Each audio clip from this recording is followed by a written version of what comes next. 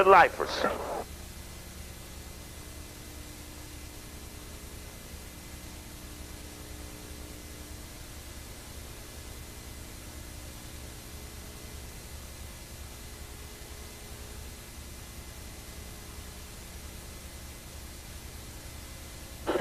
Hotep again. It's a pleasure to have the opportunity to stand up and address the attack on black leadership, which is in fact a term of a major misnomer. We in fact do not have the European concept of leadership, for it was the Europeans that decided that a leader would be the titular head, or as they say, the hierarchy of structure or authority, that they would have a singular or solo head or authority over all others.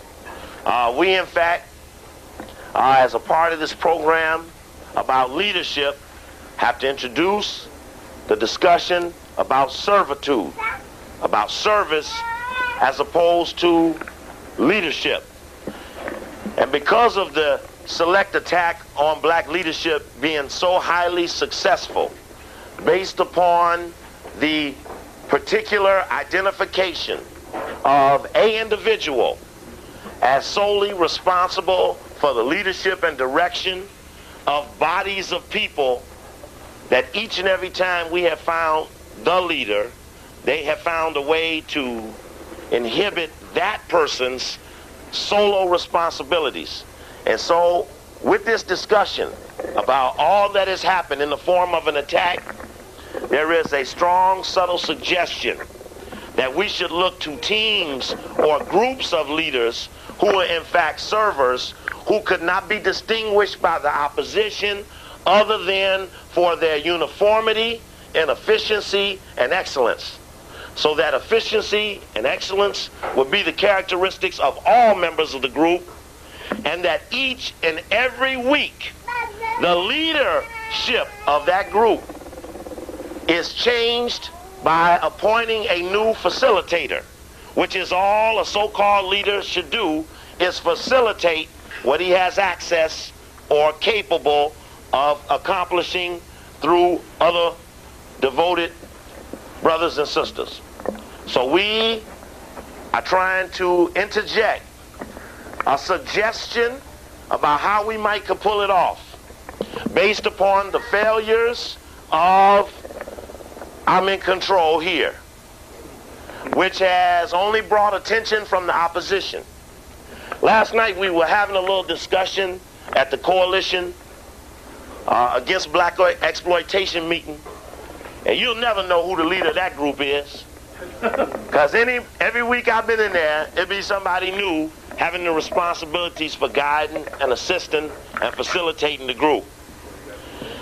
And that has a way of, in the best organized way, of sustaining consistency. Surely, if it be that Martin King was the one, or Elijah Muhammad was the one, or Marcus Garvey was the one, surely as they could identify the one, they would have made preparations laying at 2, 3, or 4 to be the next one if you play the one game with them. I remember the old movie Dance with Wolves, where they used to sit in a circle, much in duplication of you, the original circular decision makers. No decision was made linearly in a straight line, up, down, or straight sideways. You were the people who saw the come around, go around, the reap what you sow, the cause and effects. That was your understanding about the world, and it was deviated by another group that saw it from top down. That I will conquer you because we believe in individual leadership and solo responsibility. So as we kick around the subject, we're going to be able to use the overhead a little bit tonight. I brought some material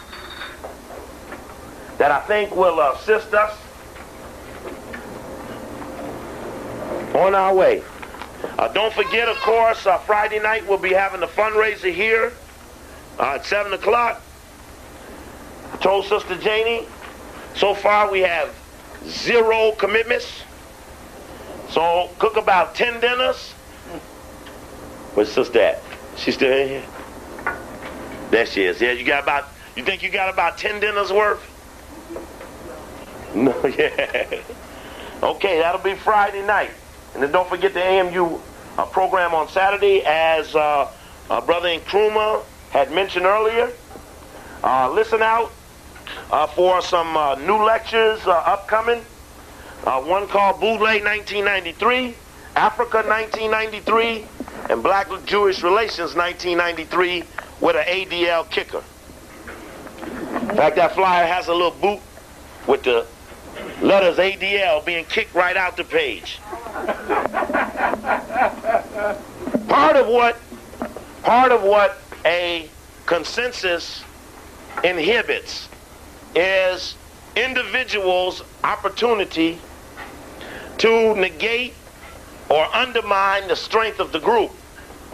And sometimes these are done by personal motivation. Personal motivation's predominant aspect or indicator is money.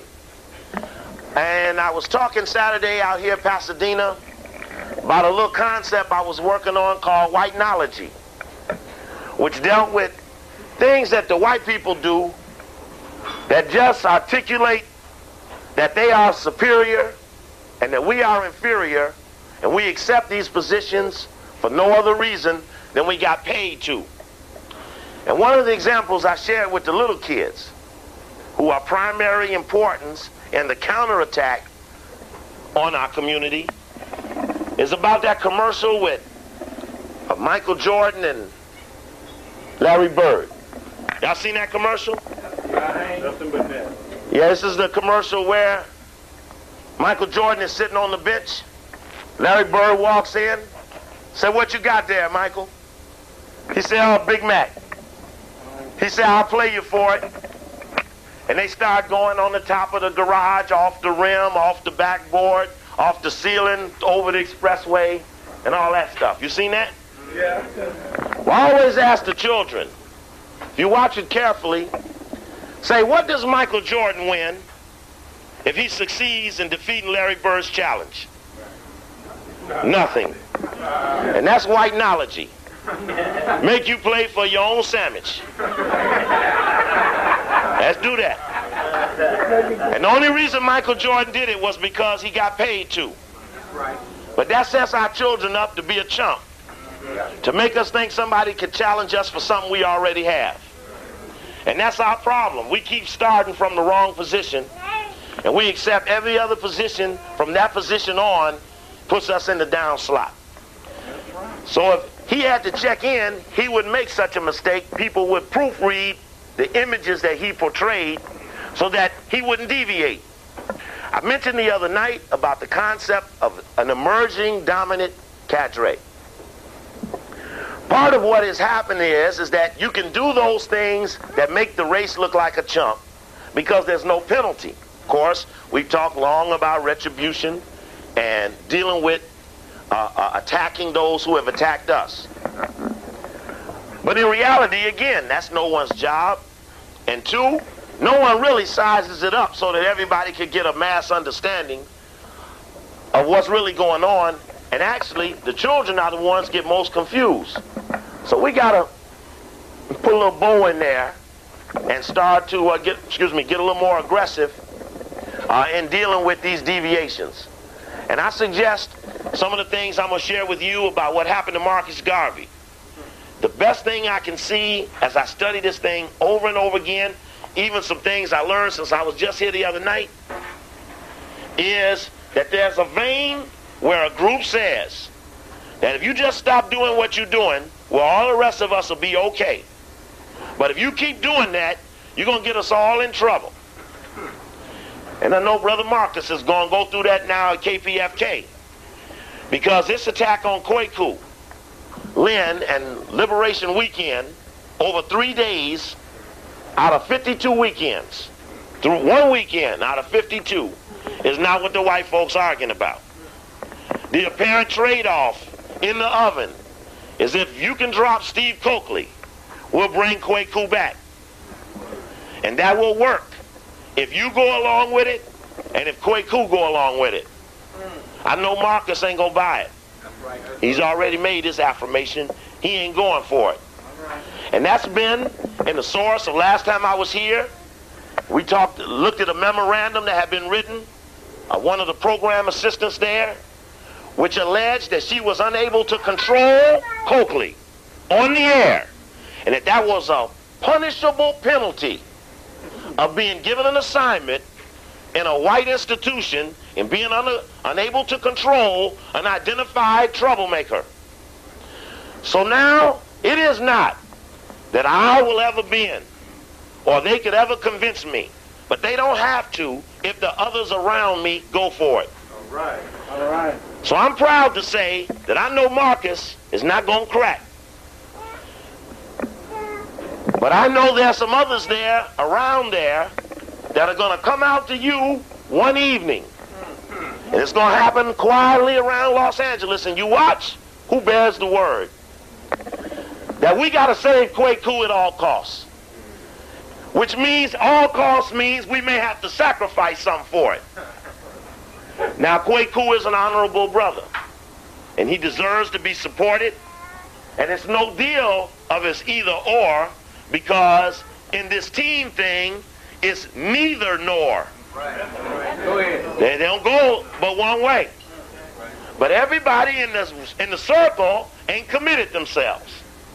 So I throw out there to you an example, which may come to be your first evidence of the emergence of this dominant cadre that's not going to allow a certain level of deviation based upon an individualistic ambition. It is not that I offer anything, but there may come some tougher than me who will have no spot if I have no spot. And so I don't want to see you sell yourself short on no Coakley and sell yourself out of Garvey's or Malcolm's or anyone else's children's spirit that may emerge within a community that is as conscious as it has ever been in its history in this country, ever. Which means we got strong spout coming. And if you don't carve a spot for the spout, what Reverend Butts is doing at Abyssina Baptist Church out of New York in taking an assignment to attack certain forms of rap music, and step over Rockefeller, whose office is no more than 20 blocks from his church, is to come out with a faulty prioritization of where our most pressing problems lie. And these things, these false computations, can continue. In that lecture, Attack on Rap Leadership, right in this room, when the Ice-T thing was on the table, we said, if the brother bucks down and drops that song, everybody else on the line gonna get bit. And he cut a deal to maintain a relationship that had him withdraw the song. And I'm going to tell you, he was at University of Maryland. He did not pass out Cop Killer like he said he would. He's been in a lot of other places. He did not pass out the song.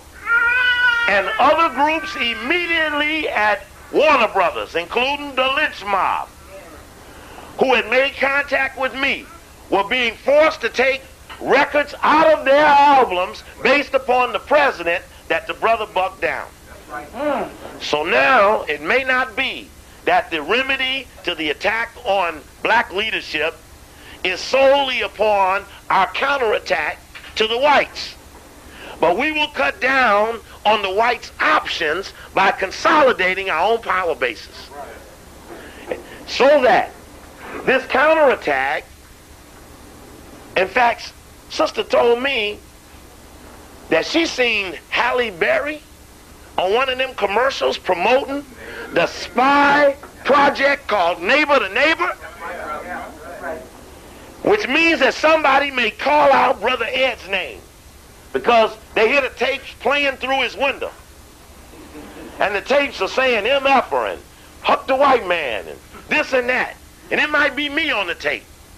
Somebody may call Ed out as a potential disturber of the peace, which is white domination. And he might get identified in the Neighbor to Neighbor program, and Holly Berry might have been just enough to convince someone that it was okay to do it. Having just run him off of that program with Alex Haley, Queen, which was deep. And her and Jasmine Guy went on the tour about being a little white ain't all bad. But it's damn near as bad as being all white.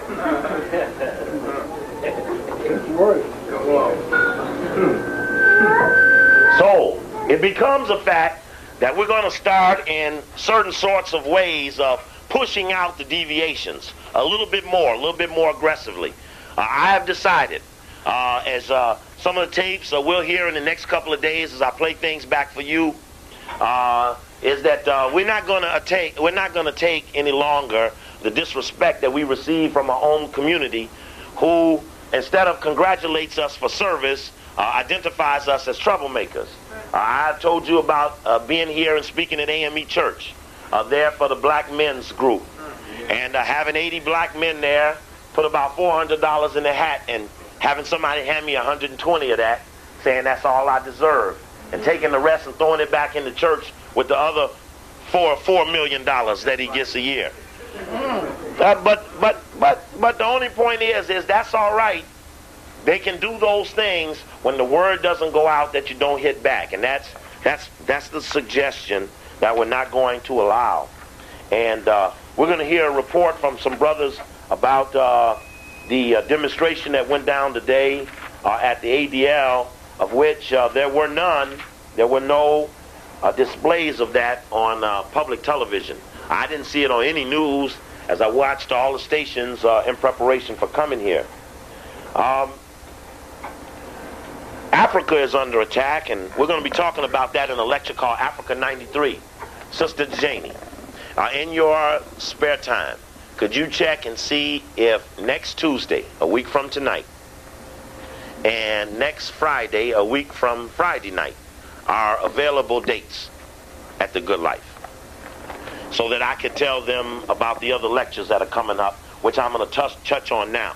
In the Africa 1993 update, where we're going to look at Africa under attack, I'm going to play for you Jesse Jackson speaking at Trans-Africa, where he calls for the G7 to have a meeting in Africa, in the context of never explaining G7 to his community.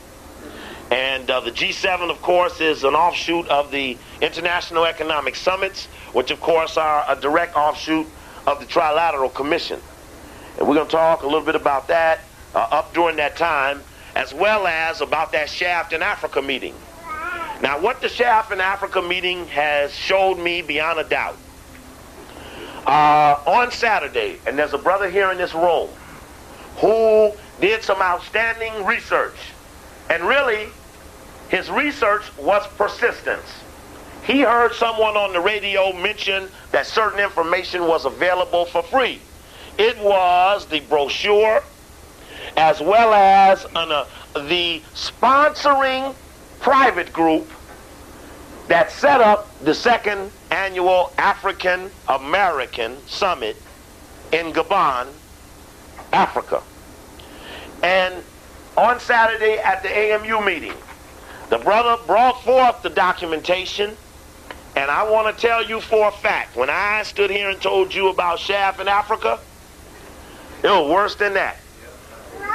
What this brother has shown with the brochure, you'll see the brochure, open it up, Mobil Oil, Chevron, RJR Nabisco, Gillette, Coca-Cola, IBM. Every single page in the brochure of the African American Summit had white corporate leaders, full-page ads, And the only thing that wasn't theirs, because there were about 15 pages of theirs and 2 pages for the brothers, which had the itinerary. In the Shaft Goes to Africa meeting. Also, what the brothers showed, which will stun your butt. Now, and I hope to do this lecture a week from tonight. It'll be a week from tonight. Africa 93. And we're going to look at Mandela, Winnie Mandela, the settlement of the government, the PAC, what's going on all in Africa, the attempts to recolonize Africa.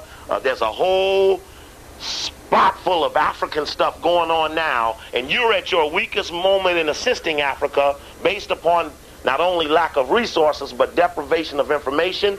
And then they have brought in the have a little want some more leadership cadre to supplant your African attempt with the white problem on their back for solution time. See, you could bring Mobile oil to Africa if you didn't know that Mobile, all the time they was doing anti-apartheid stuff, was the largest corporation from America in South Africa was Mobile Oil.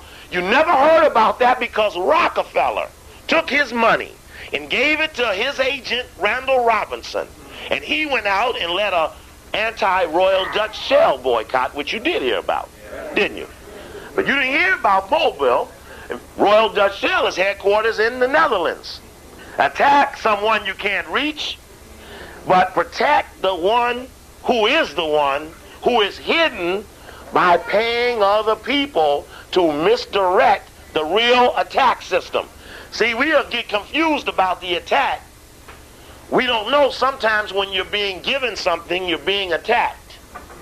It might be that that weakens your resistance to further attack. It could be money. In the church, attacks are usually led about rumor. In the church, a rumor is a powerful commodity, much more powerful than fact, because you've got a speculation science. So in that arena, fact is not an argument. Rumor, speculation, the pastor sleeping with Billy Joe mama, can ruin a man instantaneously. In politics, it might be a different type of ingredient. But the knowledge of it is that every mode of leadership has a vein of attack. And so in the religious community, it may be innuendo and rumor. In the political community, you saw a Congressman Harold Ford just come out of a court case. You got Austin Hastings just coming out of a court case, having been attacked by another member of the own Black Caucus, John Conyers, who for years has had the impression of being a socially conscious congressman.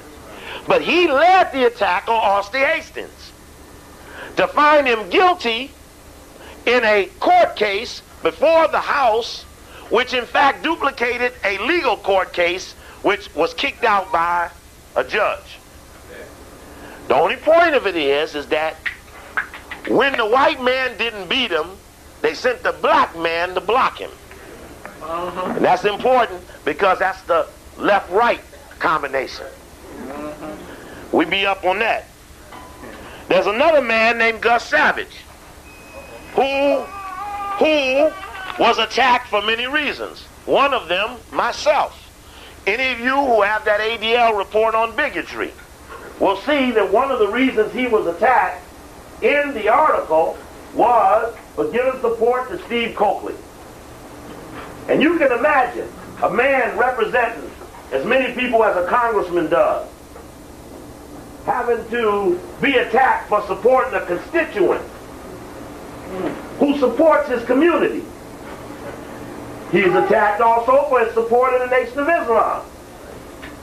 Again, an institution within his own community. And that only revolves around that many of the attacks that we'll see if this comes out. This is a little light article. Let's see here. Well, we can tighten this up. It's like it fell a little bit. this affecting something? I hear something.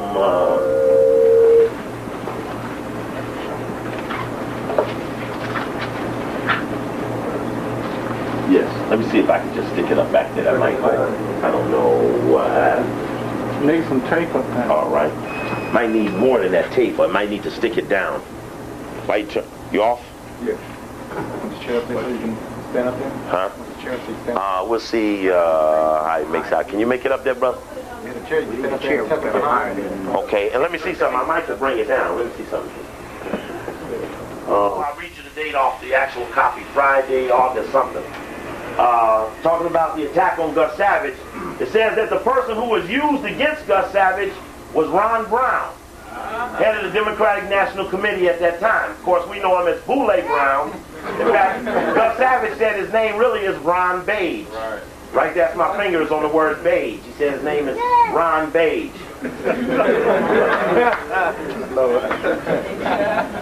But Gus is a good brother, and it'd be good to get Gus out here to speak, to tell you about the Congress. So Gus was one of the few congressmen who consistently voted against Jewish issues. In the caucus, when there were 22 or 24 members, it would be 1 to 23 every time. And then Augustus Hawkins, right before he started to go, started voting against the Jewish vote. He was 84 and felt he ought to at least do it before he died. There's a name right down here that's mentioned in the Gus Savage attack here. And actually, I guess that makes it even harder to see.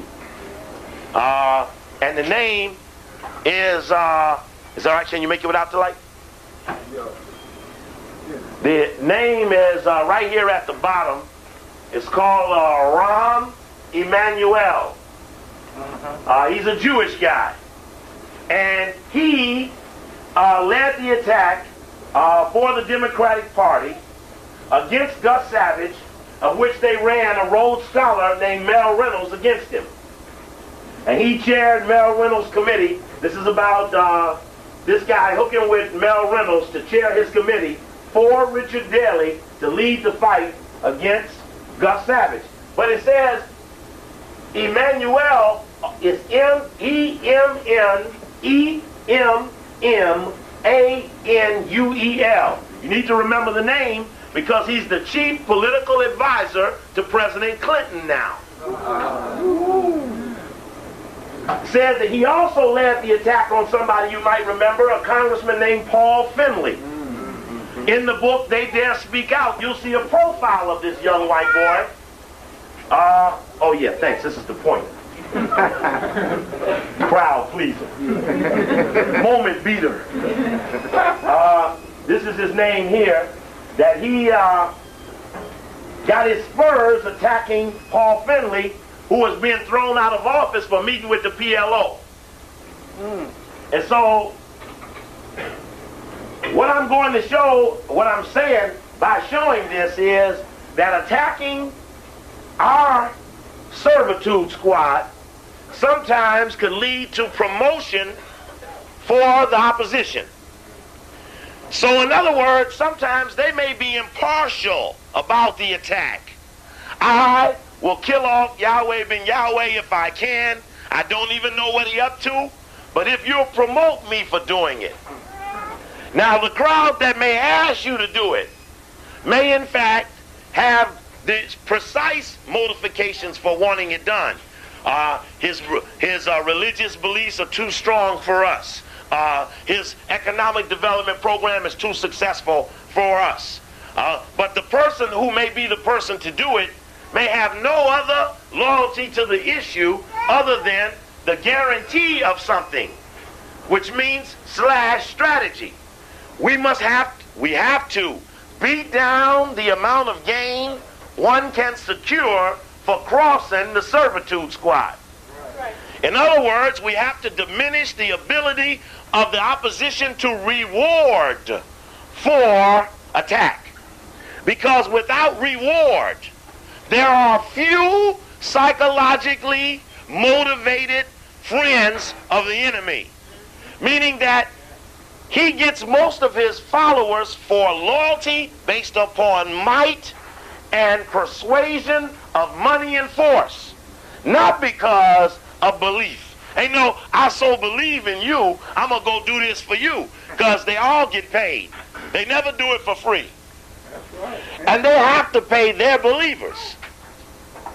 You got camera shooting bullets and shit. So, everything all right?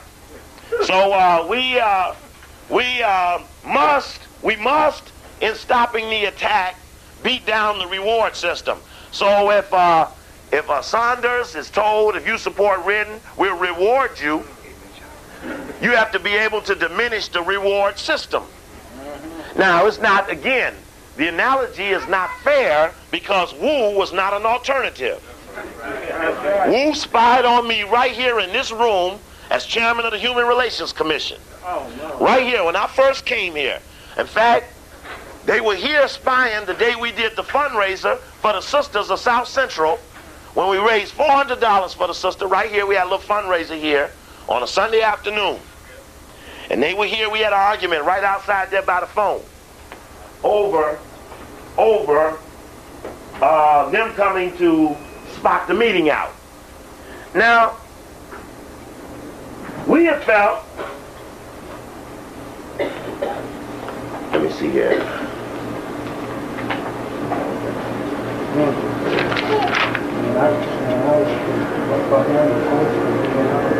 That the attack on the political leadership, you go through Bradley, Dinkins, Good, Wilder, Washington, etc., you will find that it is not difficult to box in a black mayor whose responsibilities compel him to supervise white things. And because of that, the utilities, phone, electric, gas, light, municipal finance are beyond the leverage capability of a black man to offset them. They continuously find themselves in unfortunate positions. And we could easily see, like, you can see this, white police officers call black mayor nigger. This is Dinkins, who was called a nigger. 10,000 white boys walked on his office. When they walked, they was mad because he was asking to develop a police, what they call it, we got it in Chicago, a police oversight body, a board, a police board, a police commission, like the one ex-CIA Schomburg, whatever his name is, that runs here in L.A. You know he is ex-CIA, don't you? You know he ex-CIA, don't you? We do now. You do know he's ex-CIA, don't you? Yeah. He's the head of the police commission here in Los Angeles. What's his name? Schomburg. Yeah, he's ex-CIA. That ran right here in your LA paper. Now,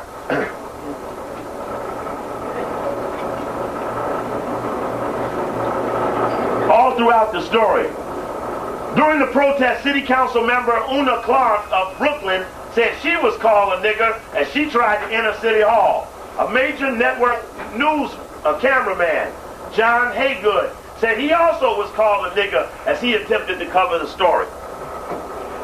They were covering the story of police. These was the New York police.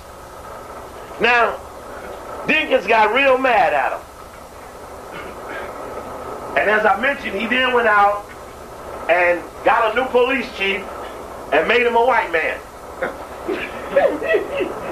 To show he was really upset. Oops, I'm sorry, I won't hit the paint. So he was really upset. But it only goes to show you that you can't stand them up to us as some sort of reward. What I saw when I studied about Garvey, and we talked about it the other week, was that it was very important for whites to offer to blacks a prototype of behavior or success, and the phenomena of the black mayors or overseers were to tell the black masses that they had in fact arrived. And I thought it was interesting that in this story attacking me from Taylor Branch, which ran in Esquire in '89, reprinted in this book, Bridges and Boundaries, about black-Jewish relations, put out by the Rockefeller Foundation, Ford Foundation, all the people I hate, all the people I talk against, are here talking against me, fair game. And but then I'm going to show you who the contributors are, who they said one of the most important things in putting this book together was to get a list of people who would endorse what we were doing. They didn't have control of what we were doing, but they endorsed what we were doing, so the perception was fed to the people that we were doing it together. You see, if you're going to attack Steve Coakley, don't nobody want to be the leader, because Coakley pop you on that ass. And usually the head man gets it first. And we hit. They know we hit. There's no doubt about it. They know we hit. And we get some good hits in. And so you go get a posse, a whole page full of people. Now this story attacks me, but it attacks our race, saying that blacks had to wait on Alex Haley to write Roots to learn of their history, while Jewish people had the Torah. It said things like that to personify the dumbness of the story. But it had to get a list of people to get them to affirm the attack. You see, if they can get me in a certain precondition, then the precondition is the prelude to another level of attack based upon my apparent weakness. And so, to go get a posse. Now this is a touring exhibit. This is going city to city. A museum. This is a museum exhibit. But a whole 1/5 of the book is anti-Steve Coakley. The rest of it is history about how they attacked and defeated Marcus Garvey, about black-Jewish relationships, about SNCC and black-Jewish relationships, about the NAACP, the Urban League, and Jewish control, etc., etc., etc. The only real current attack in the book is the Coakley portion. So I ain't gonna sleep it. And then not beat the ones I see standing around it. Like Julius Chambers, Director, Council, National Association of the Advancement of Colored People's Legal Defense and Education Fund. Mayor David Dinkins. Mary Wright Edelman. Dorothy Height. Ben Hooks. Vernon Jordan. John Lewis. Eleanor Holmes Norton. Eddie Williams of the Joint Center for Political Studies. Percy Sutton, who twice denied me the right to be on his radio station from the Apollo Theater, all in the middle of the black community. Couldn't have Steve Coakley on his radio show, LIB, with Gary Berg, because Mayor Dinkins called Sutton, and Sutton called the program director, and I was canceled for being too anti-white.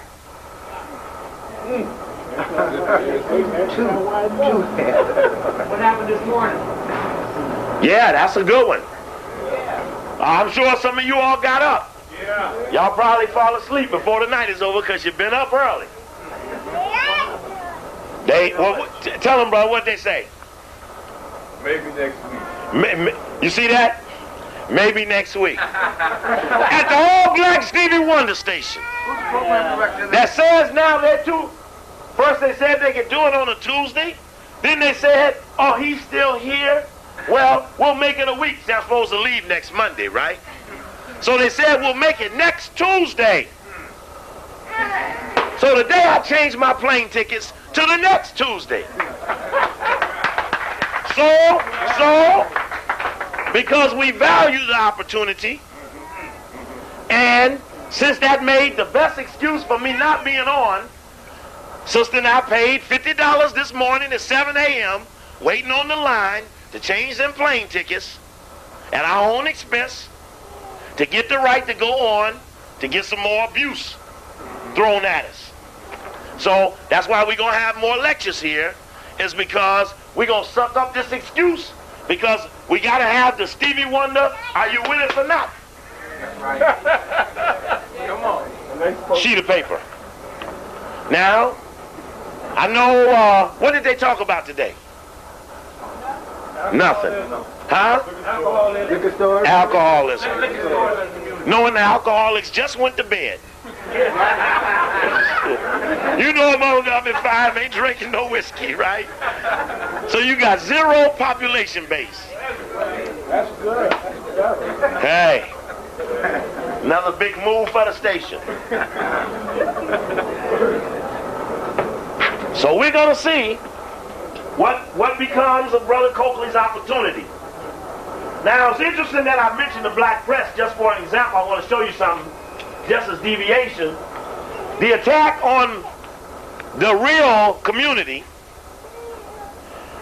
has been contained by the little opportunity we have to hear about it from our own press. You know, I was thinking about it. When we did the story about the Boule, when the first story of the Boule came out, which is that one, which appeared in the LA Times. Uh-oh. Did I hit you? You still in? When that first story came out, that was July 18th, 1990, which we looked at right here. This is the first story about Sigma Pi Phi. That meant to us that the LA Times already knew about the Boule. We didn't, but they already knew.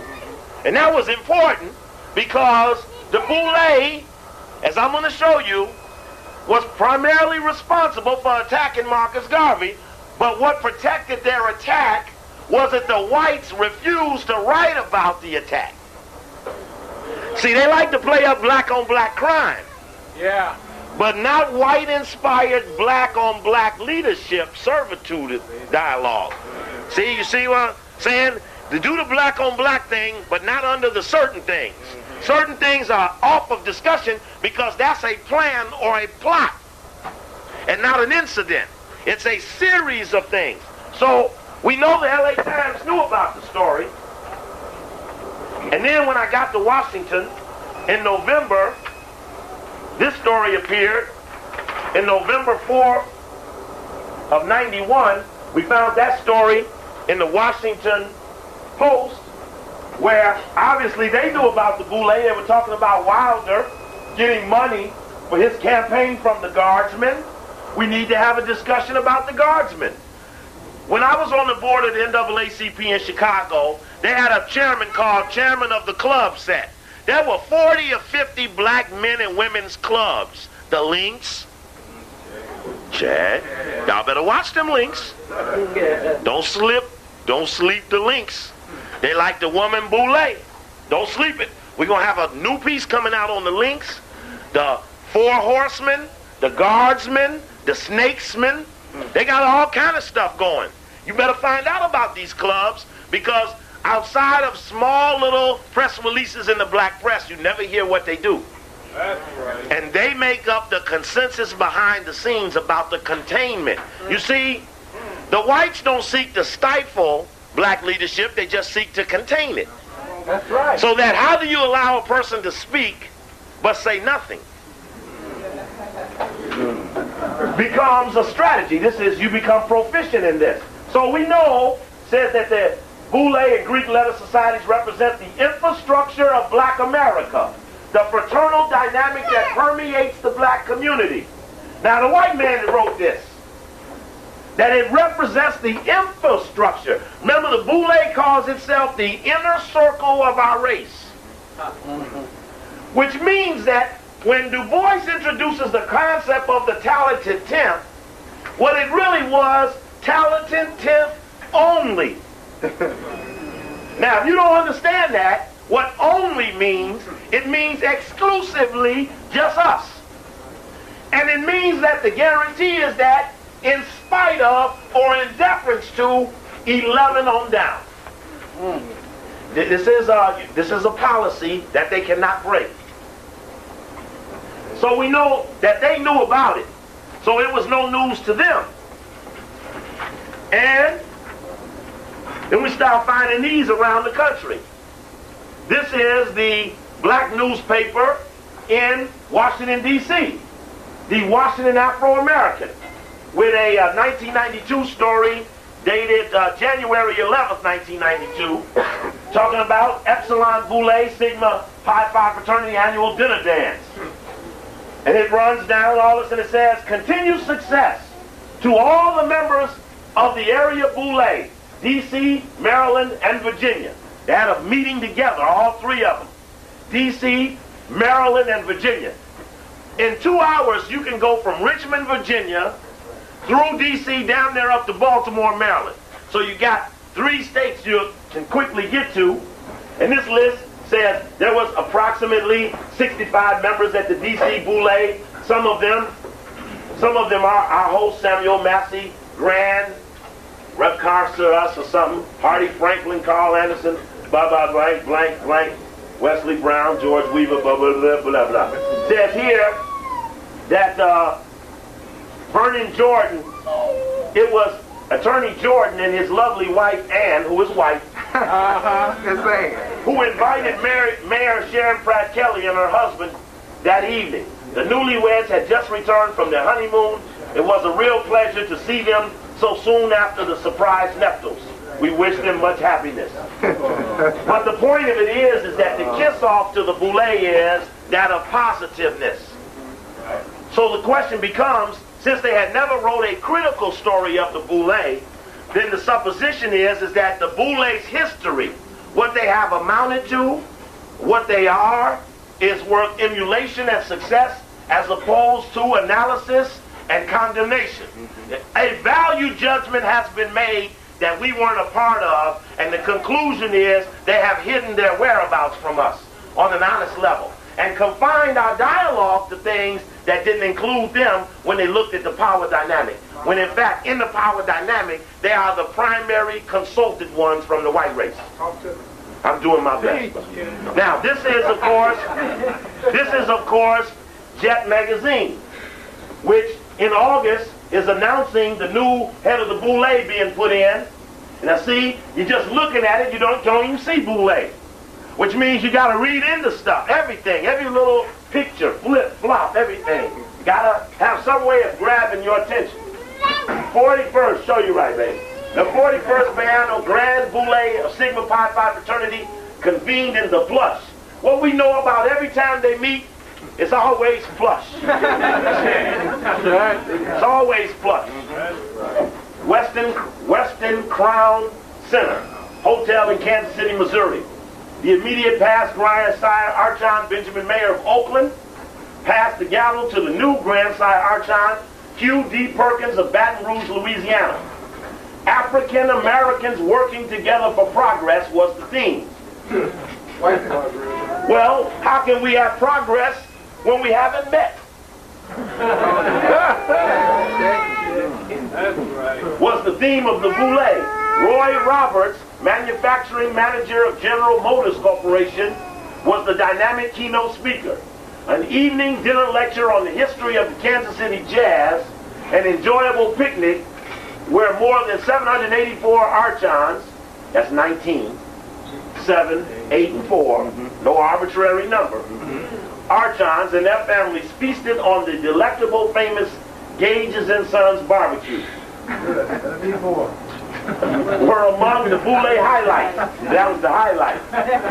Accolades were heaped upon the General Chairman, Elmer Jackson Jr., and his state of Boule of Kansas City Archons and Archhouses, which is the wives. Now that means, of course, not only is John Johnson a Boule, but that he's known about it. He can report to us more about it. But in fact, again, the dialogue is about platitude. Here's another one. Found this one in the New York Amsterdam News. The Amsterdam News is a brother who came out who was being attacked by the New York Post. Everybody really loved the brother for coming out and counterattacking, for being attacked in the New York Post. I forget the brother's name, Tate, no, not Tate, the brother, the head of the Amsterdam News, he was on Nightline one night. Tatum, there we go, Tatum, that's it. Brother Tatum, and this is his newspaper in New York, and he also was the first black press to do the ADL story in New York, which is very amiable. And here is in his paper, giving honor at the invitation of the 3 metropolitan and suburban chapters of the Sigma Pi Phi fraternity, a very enjoyable animal Christmas party was held at the Holiday Inn Crown Plaza. Well, it's interesting, they got 2 crowns. It meant that the Crown in Kansas City, and the Crown is the Crown family who owns General Dynamics. Big-time Jewish people who have attacked me personally. Sigma Pi Phi, which founded in 1904, first Greek-lettered fraternity of African Americans in this country. The host chapters, it lists them. It lists some of the people who were there, judges, the mayor, deacons, and all of that. Say annual party draws, distinguished guests. Of course, there's no hint of aversion in the story, but it only means that even though the brother at Amsterdam was good in the fight, it did not in fact expose what he could have. Now, we were here just the other night, and we talked about this. This was our subject matter. We talked about that. Army Black Spy Network dates back to 1917. And of course, in that story, we said that on May 3rd, 1917, that Secretary of War Newton D. Baker ordered von de Man. So we got Newton Baker orders von de Man, head of the Military Intelligence Division. It also said to set up the Army Spy Network against blacks. It also said again that his assistant to Newton Baker, Baker's special assistant was Emmett Scott. And that Emmett Scott was a person that we wanted to look further at. And what we learned by looking at Emmett Scott was that he was a Boule member. In fact, when this story broke, and even though the black press was redoing the story without a theme, they couldn't go do what I did. I went and got my Boule list in my Boule book. And you see number 20 right there. Emmett Scott. This is listing who the Boule members were in Washington, D.C. in the early 1900s. I'm sorry, in front of somebody. And sister will tell you how excited I got when they dropped that Army spy story, and I then put my theme over it, and lo and behold, bingo, pops out the Boule man. Now the question becomes, are the other people who appear in the story patterned similarly after him? Remember, there were other people in the story, which was our Moulton, Booker T's successor at Tuskegee, came aboard, as did C.B. Ronan of Nashville, who sent Loving, the assistant to von de Man, a list of potential black informants and troublemakers. That's Boule action. That's Boule action. It then says that Robert Church of Memphis, Tennessee, who's the first black millionaire in America. Remember, the first black millionaire in America was a spy. He was one of the wealthiest men of the race, has put me in touch with one prominent colored man in each of the largest southern cities. So he needed a network of prominent colored men to be available to provide to him the potential of identifying other troublemakers. So, when I was in the mayor's office in Chicago, I, unbeknownst to myself, was being flushed out by competing powers around the mayor who just happened to have been the head of the Boule. I didn't know it then. I didn't have the damn grid to fit over what I was seeing. It was just any old attack to me. Just another old attack from a little faggot ex-government official. Took it like any other attack. But little did I know that he had been working against me and had served white mayors for many years and had done more than inform for them. Which meant that the Boule, to me, has been counted on by other people. And this story, going back into the Army's Black Spy Network, now you walk in, two more people. You walk in Joel Spingard and W.B. Du Bois. Just walk them right into this picture here. And Du Bois takes his autobiography and dedicates it to Joel Spingard. Look in the first page. We talked about it last night. But then Joel Spingard gets revealed to have been a spy for military intelligence, which means that Du Bois must have been, like the others were, a spy. Now, this is a picture of Emmett Scott. Just for the record, we can put it on the video. That's a picture of Emmett Scott as right here in Los Angeles in 1941 at the Boule meeting at Griffin Park. 30 years into his Boule activity, Emmett Scott becomes the 11th Grandsire Archon from 1941 to 1946, and most prominently leading them through the war years. Now this is the Boule history book, keys us right up to the Memphis Commercial Appeal story. The selection of Emmett Scott as Grandsire Archon was one of the singular events of Sigma Pi Phi's history, which had significance for its war relationships during these years.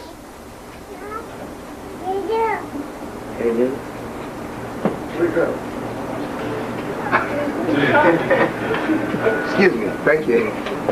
No live remote telecast. No. Come on, see? You know I'm on you, But our brother came back. That's the brother that was shooting the pictures the other night. He came back. We had a little talk. We feel much better. We'll be all right. We're okay. We'll be all right. Says here, now listen to this now. Remember, this guy is a spy against black people. But instead of being demoted for being a spy against black people, he was made the king of the inner circle of our race. It says, in the years, Archon Scott had served during World War I in the years 1917 to 1919 as Special Assistant to Secretary of War Newton Baker. He was also the author of a volume, The American Negro in the World War, which was a phenomenon, seeing that that was 40 years before Rosa Parks. To get a nigga to go fight, couldn't even pee in a white washroom, that's heavy. That's heavy. So we need to remember that. So the black press could have told us in reviewing history like it does, and you know, black press does give you a lot of Negro history. Watch it carefully. It gives you a lot of Negro history. Now we know they've given us the short eye history. Yeah. They could have went deeper and explained better the real theme that held our history together. Our history, and Brother Marcus said something that was really an honor to me, and not in a disrespect to anyone. He said, Steve, you know, there have been a lot of people looking at this Garvey thing, but I never heard this theme come back of proving Garvey being attacked from an organized group of white men, black men, whose loyalty was to white men. In other words, we've almost gotten it so tight that it could be criminal charges. All right. See, I mean, it's the evidence has weighed in so strong now that it wasn't just a cat. See, everybody always says, well, what did the Boule do wrong? No, I mean, that's a logical question. Well, what are you holding against it? And that's, huh? About genocide. That's assistance, what we call co-assistance to genocide. Conspirators. That's right, that's right. And then we be up on that.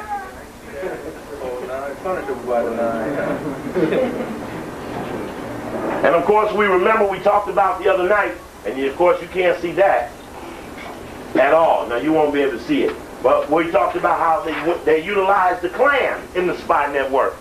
That they could always count on the Klan of keeping track on a nigga. So the Army used the Boule to spot out the troublemakers, but used the Klan to spot the niggas. Now what's the difference?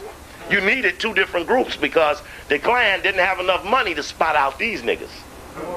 Because Klan couldn't go where these niggas had the privilege of being at, which was so close to the white man that the Klan couldn't get that close. So the Klan had to supervise po niggas. Come on. But that's about the way it broke down. And so that they had to sort it out about who got to do what. Now, we don't want to forget this. Now, this is how one man built an empire. And I'm going to blow that little chart up there for you. Up. Let me see what I got to do here. I think I'm going to blow it up. Don't look like it's going to get no better. But what that chart tells you is how many chapters Marcus Garvey had in how many places. Cuba, 52 branches, number of branches. Distribution of UNIA branches. Cuba, 52. Panama, 47. Trinidad, 30. Costa Rica, 21. Canada, 15. Jamaica, 11. Honduras, 8. South Africa, 8. British Guyana, 7. Colombia, 6. Dominican Republic, 5. Guatemala, 5. Nicaragua, 5. Barbados, 4. British Honduras, 4. Mexico, 4. Sierra Leone, 3. England, 3. Gold Coast, 2. Liberia, 2. Bahamas, 2. We have yet in the history, now this don't even include Harlem, Chicago. This ain't even concluding in the continent of so-called America. We have yet to come back that strong ever. That's right. And we ain't never really been told how deep brother was in. That's right. They have not told us how close Marcus Garvey got to the people we were after. They have never told us. Just like when we went through the Malcolm thing, we saw they never told us that Malcolm really did attack the Rockefellers. Right. And that Malcolm knew of the Boule, but he called them Big Six, Big Six. which was the best he could conceptualize because he didn't know the whole thing. There you go. But he still had a concept for a cohesive element of black men who were being used to compromise all other black people. Uh-huh. All right? Big So we keep that in context. Now let's flip over here. I want to share with you something that about the Jewish involvement. Now, part of the reason that black leadership, so-called, is such a butter knife is that at a specific moment, white people showed up and made a scientific decision that we have to get in the front of that nigger parade because that will be our leverage with the other whites. Now, let me go. Let's put the year 1915 on the top of my forehead. Pre-1915, there is no record of Jewish philanthropy in the black community. 1915. Now, you will remember that the Urban League and NAACP was 1908, 1909, and all the rest of that. You remember that? All right. Wait, I just want to make sure it's wet. So, but these were predominantly being assisted by Anglos.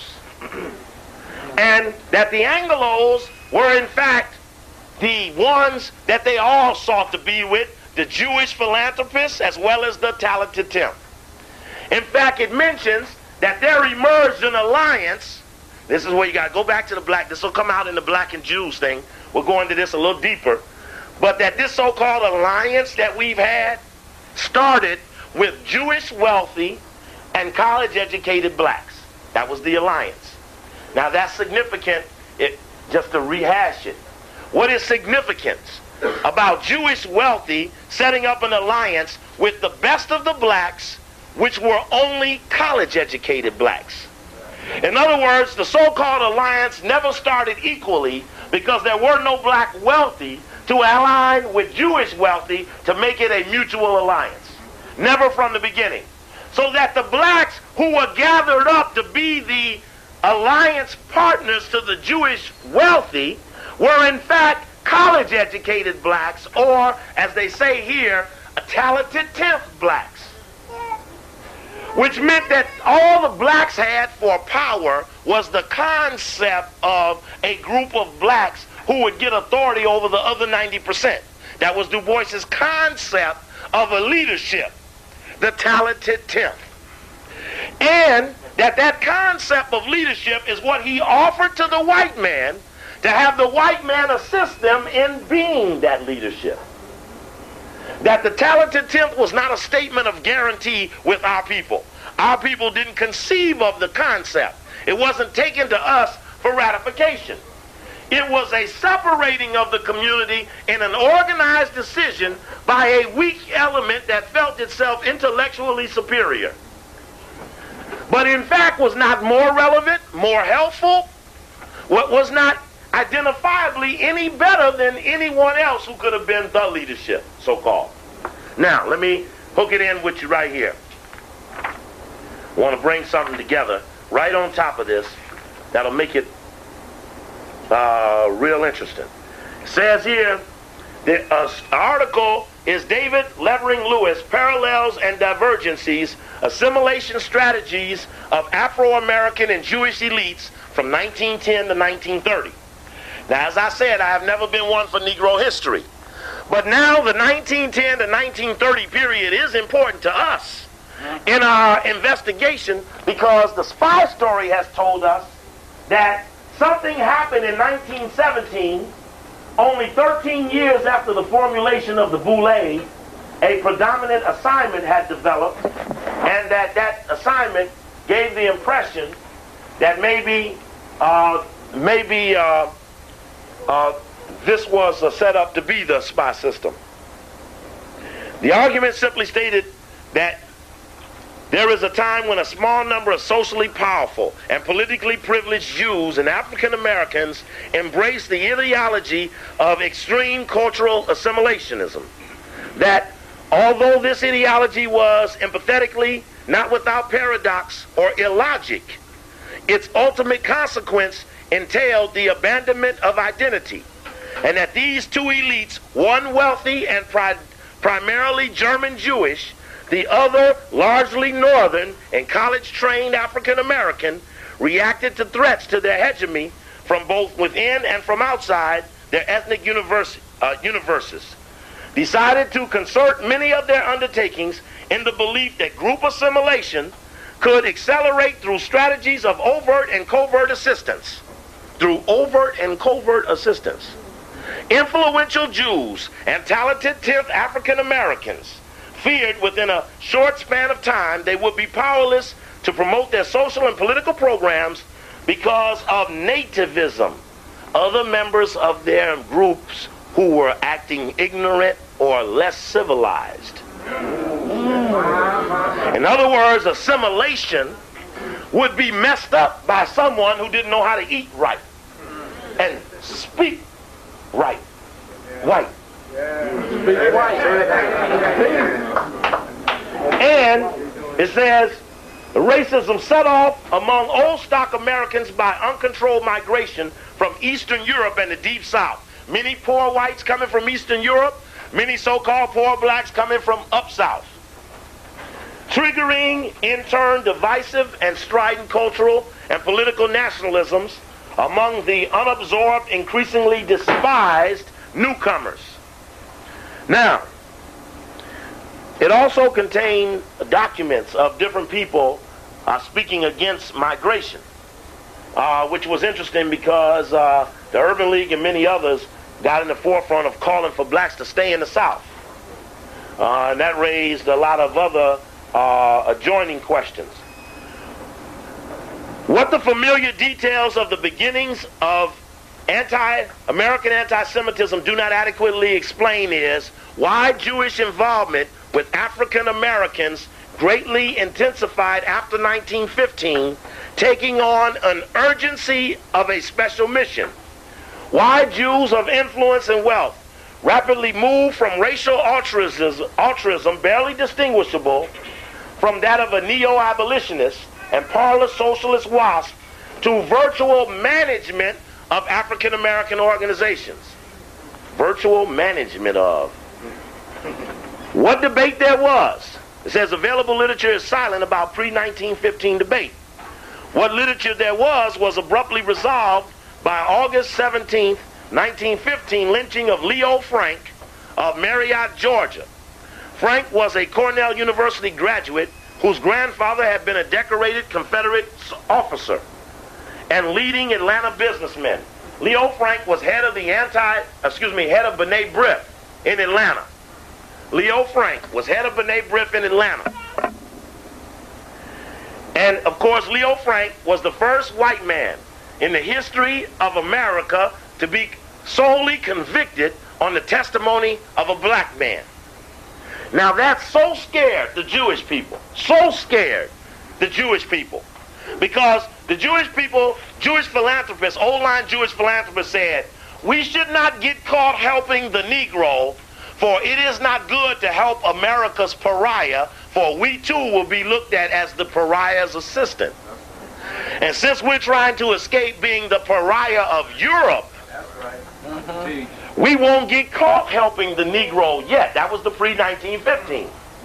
But when the head of the International Order of B'nai B'rith in Atlanta gets hung for raping a white woman solely on the testimony of a black man, they got scared of this shit. That scared them. That's when they ran out and formed the Anti-Defamation League. Because that's when they knew that if a black man could convict a Jewish man, white man in America, that they better get out quick and get some sort of organization to protect them. Because to them it couldn't have been anything lower. Says here, listen to this. Says that accused of the murder rape of a white female, he was the first white man in post-bellum South to be convicted on the capital offense on the testimony of an African American. The incendiary speeches of Tom Watson, the nearly demented Georgia populist leader, and the barbarianism of Marietta Mob made it clear that the victim's punishment had been determined by race and class rather than by regard for evidence. The Frank Clay's case also briefly threatened Afro-American Jewish goodwill when the Jewish-owned New York Times demanded that the Georgia authorities try the African-American janitor, the sole witness to the crime, as the guilty party. Yeah. Meaning, hey, not only is he not guilty, but try the nigga. You know what you're supposed to do. It's a nigga against all of us.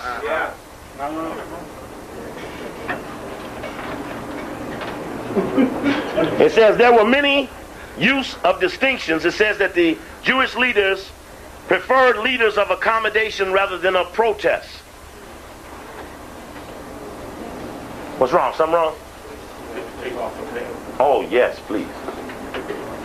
Oh, yeah.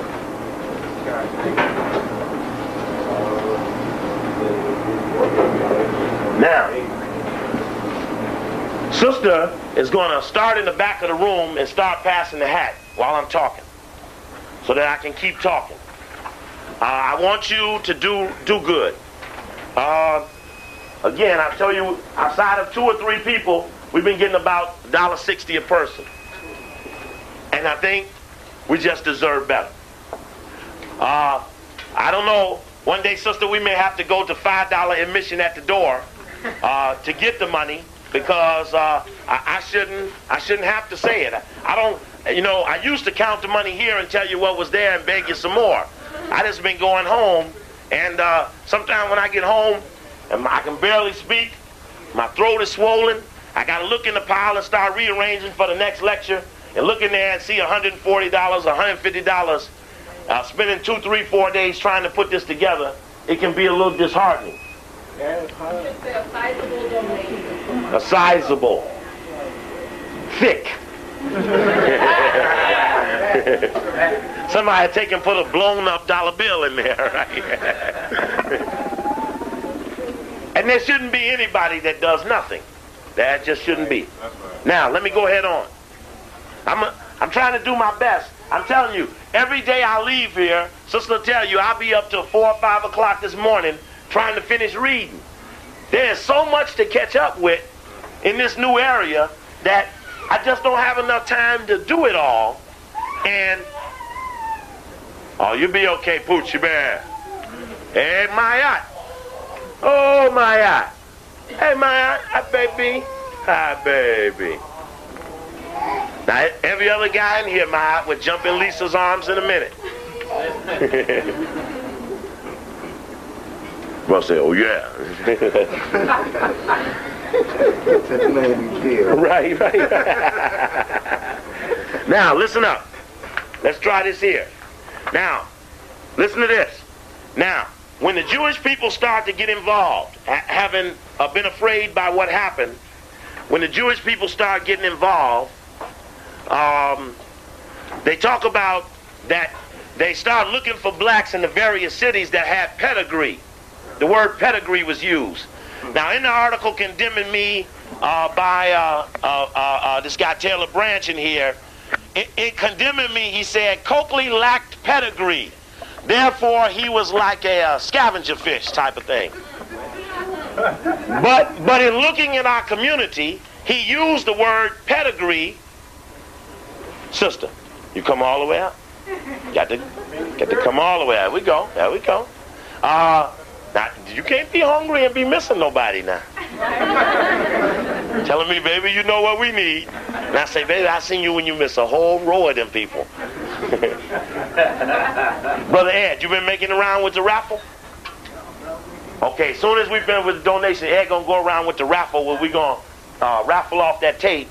And you can't lose by putting up $1 or $2 or $5 because everybody got a chance to win, and you never know. I tell you that you'll really love that video when it just costs $1. That should be spinning. You said, look at that video.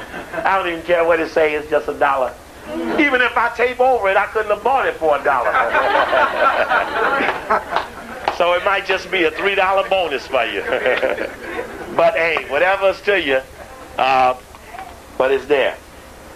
Now, says here that during the ascendancy of Booker T. Washington, militant Afro-American spokesmen in the North had commanded little of the loyalty of the masses of their own people, nor the attention of white philanthropy, to say nothing of the heed of the politicians.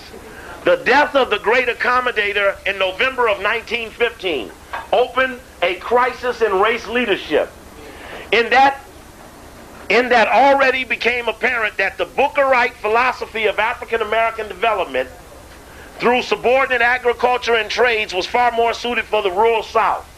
By 1917, perhaps as many as 250,000 Southern African Americans were resettled in urban North and East, and Bookerites had a few answers to socioeconomic crisis raised by the Great Migration. Consequently, many of the great industrial philanthropists turned from Tuskegee and Hampton Institutes political cadres to the urban, mostly northern men and women who had never forewarned faith in full civil and social equity, and for whom the NAACP's Du Bois, Boston's William Monroe Trotter, Washington's Francis Grimke, and Kelly Miller, and Chicago's Ida B. Wells Barnett were heroes. Those were the radically racial men and women with whom socially conservative Jewish elite would form an alliance. Many of the talented 10th were stamped in what E. Franklin Frazier called the genteel tradition of the small group of mulattoes who assimilated the morals and manners of slaveholding aristocracy. But the nucleus was free black, descended from tiny colonial populations concentrated in Boston, Brooklyn, and Philadelphia, the founding place of the Boule, and Providence, Rhode Island, gradually amalgamated by Underground Railroad fugitives, and after the Civil War by Southerners with some or all of the endowments of pedigree, professional distinction, good morals, and affordable racial mixture, that is, derived from antebellum liaisons. A few names: Fortin, Herodin, Purvis, Spyhacks, Trotter, Whipper, Downey represented the moderate fortunes from real estate, insurance, publishing, medicine, hosteling, and construction. But most were from generations of solid middle-class incomes. The talented 10th was exemplified by the National Urban League leadership of the early 20s, Eugene Kinkle Jones and George Edmund Hayes, Opportunity editor Charles S. Johnson, Chicago Urban League director T. Arnold Hill, all of whom were sons of professional fathers, second-generation college products. Second generation. So you only had one group of college-educated men. When the Boule starts off, you actually got the second generation of college-educated men. So on your second turn, the white man guarantees that crowd 1 and crowd 2, perpetual leadership. Because in here it says that if you agreed to be a part of this, you could at least have leadership for 40 years. Why they picked 40, I don't know. Interestingly enough, it makes a comment about that when the Jewish people joined philanthropy, it allowed them to do something for other whites. It says the Jewish civil rights role relieved the DuPonts, the Fords, the Mellons, the Rockefellers, and other genteel capitalists from the burden of more infrequent ceremonial contact with African American leaders and organizations, which in turn somewhat vaguely obligated those capitalists to closer ties with Jewish financiers and philanthropists. See what it's saying?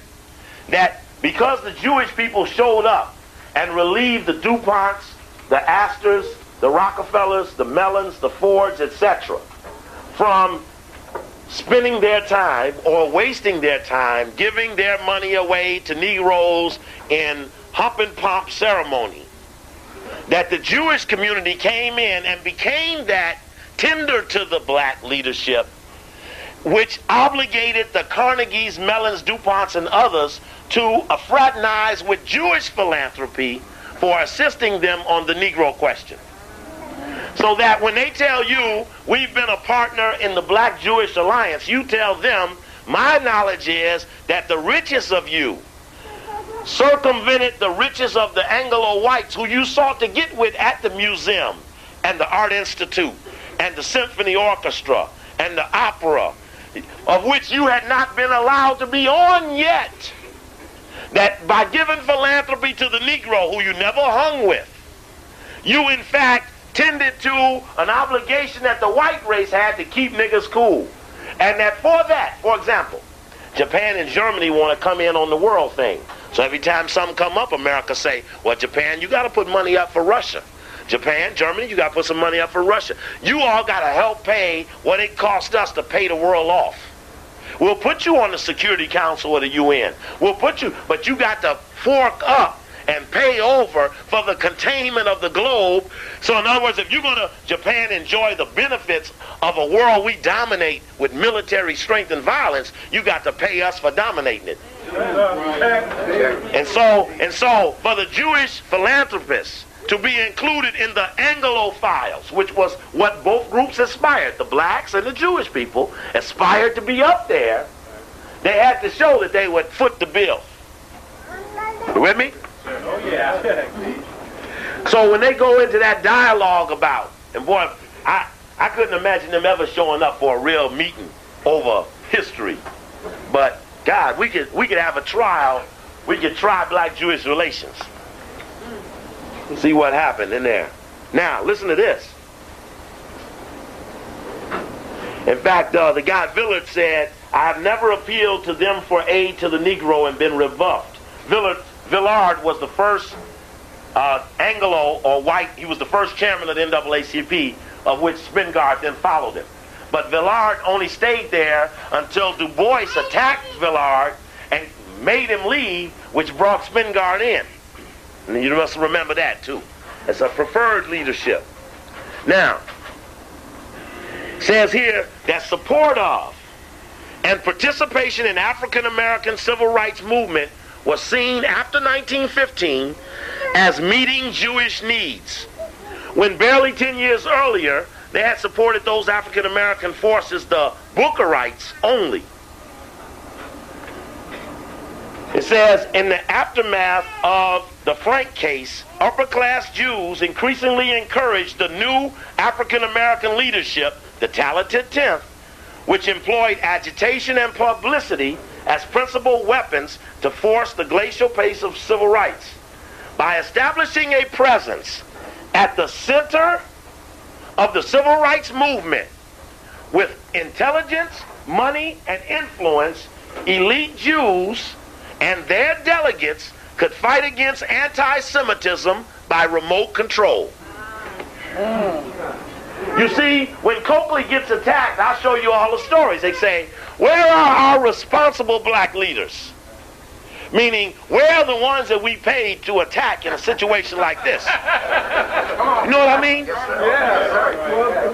And so, in other words, they're going to fight the attack on themselves by remote control.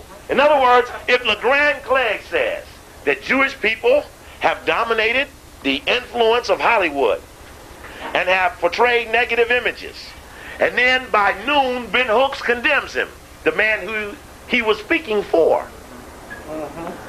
They didn't have to fight LeGrand's so-called anti-Semitism, because by remote control they could clocker the niggas to do it. That's right. That was the point. To be able to clock you a nigga to show up. That's why they put niggas in the forefront of all their fights. That's right. So they put a sister was heading Planned Parenthood. And they know how to do that. Mary Wright Edelman, she's theirs too. Eleanor Holmes Norton, she's theirs too. Listen to this. This is deep. Julius Rosenwald became a trustee of the Rockefeller Foundation in 1922. This is very important because the Rosenwald Fund had always given out a lot of money to black schools. In fact, by the time Rosenwald hooks up with Rockefeller in the 20s, he had already given away $4 million to secondary and primary schools in the South. In the South. Now, what was important about Rosenwald coming on the board of the Rockefeller Foundation was that it meant that they would unify their philanthropic efforts. That was important because you couldn't have one group of whites building up the wrong set of niggas. Make it plain. So you had to have a clearinghouse so that you could check with your army man to find out who the troublemakers were, because you never give money to a troublemaker. The word in their bill is don't feed the teachers. So remember that phrase. That hangs up in them foundations. It said right on the wall, don't feed the teachers. Yeah. And then the subline is feed the dumb and the ambitious. Now, Julius Rosenwald became a trustee of the Rockefeller Foundation in 22 after distributing more than $4 million or less out of his pocket to build schools for Southern blacks. Now remember that book. I mentioned to you the book by Carter G. Woodson and there you go, show you right. I mentioned this book here because this is the book that will show you exactly everywhere that Rosenwald put that money. Everywhere the Pew Foundation put their money. Everywhere the Rockefellers put their money. It's in a chapter called Educational Development. And in that chapter, it just lays out tons. It says the education of the Negro, however, has continued in the hands of whites, and the Negroes themselves being largely the objects of such efforts. This results from the fact that in the main it is a concern of the government, and Negroes are not permitted to figure conspicuously in this sphere. The philanthropists are not to be blamed for this. They are merely dealing with the situation as they found it. The public functionaries believe that it ensures to their special program to direct the mental development of the Negro along the lines which is not prejudicial to their interest. To develop the Negro along the lines which is not prejudicial to their interest. And some of them, discarding the economic principle that the consumer pays the tax, boldly assert that since they are financing the education of the Negro, they have the right to direct it as they will. The education of the Negro, therefore, has been largely a process of telling the Negro what someone else wants him to say or do, and watching him do it in automatic fashion. Clear as day. The Negro in our history, called the Educational Development. Page 572. Carter G. Woodson and Charles Wesley. Charles Wesley, of course, wrote the history book of the Boule. Carter G. Woodson wrote the Miseducation of the Negro. And the Education of the Negro. Correct. Outstandingly correct. The General Education Board. Anytime you're researching the past, you see the word General Education Board. That was the forerunner to the Rockefeller Foundation. That was his name before it became called Rockefeller Foundation. It was Rockefeller's foundation, the General Education Fund. It's just that it was just that, an education fund. It says the General Education Fund, in dealing with the problem of Negro education in the South, has consistently tried to aid the various education agencies of the states in their endeavors. In 1910, the Peabody Education Fund, the Southern Education Board, enabled Virginia to employ a state grant for Negro rural schools. The following year, the General Education Board took over the support of this work and extended the offer to other southern states. Kentucky, Alabama, Arkansas responded at once, and they were closely followed by North Carolina and Tennessee. By 1914, Georgia was added. By 1919, each of the southern states had an appointed state agent for Negro rural schools as a member of the staff of the State Department of Education, paid for by the Rockefeller family. So he had built him a Negro superintendent of Negro school development in every state. Now, if you have someone compiling a list of troublemakers, it doesn't make any difference unless you got access to controlling where a troublemaker may reside. Like at compulsory school, where everybody's forced to go. Now, if you got this sophistication of a system going, you can in fact start steering the student. Opening up positive veins or breaking down negative veins, depending upon whether you want them to succeed or fail. And this book goes on, shows Howard, Fisk, shows all the schools, Atlanta U, all the money. That whole thing was built by the white man. I mean, he built it to the bone.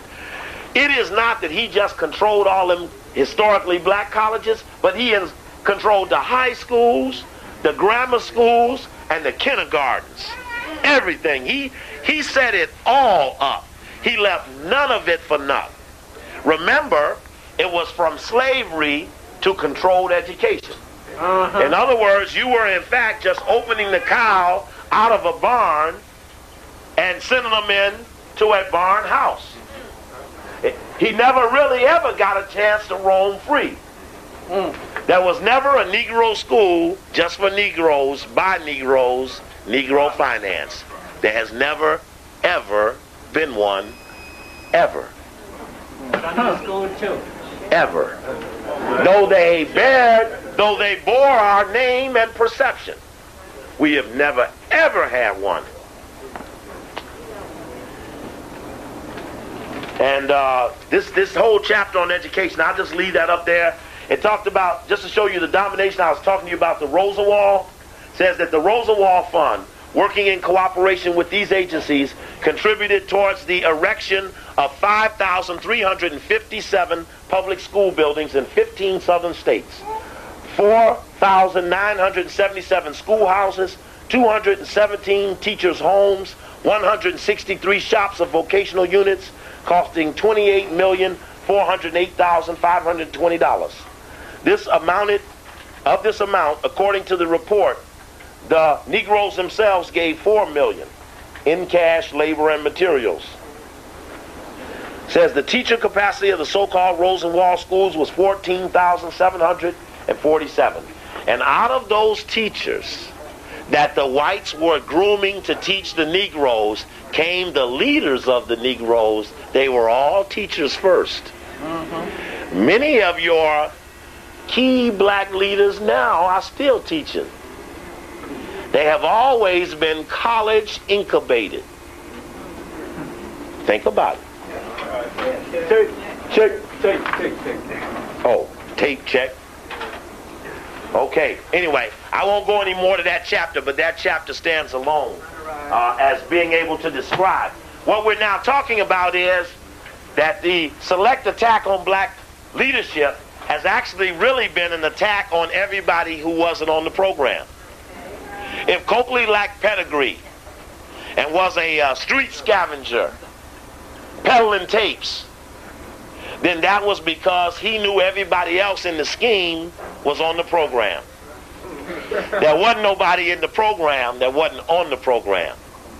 And little beknownst to the ones who rise up to get to the door to find out that by pedigree, breeding, assimilation, ambition, and other unworthy characteristics, that your talent, your skill, your desire, and your ability to be effective for the race, which is why you can understand why they wanted to ridicule Marcus Garvey. They just didn't say we don't want Marcus Garvey, but they call him black and dumb and ugly.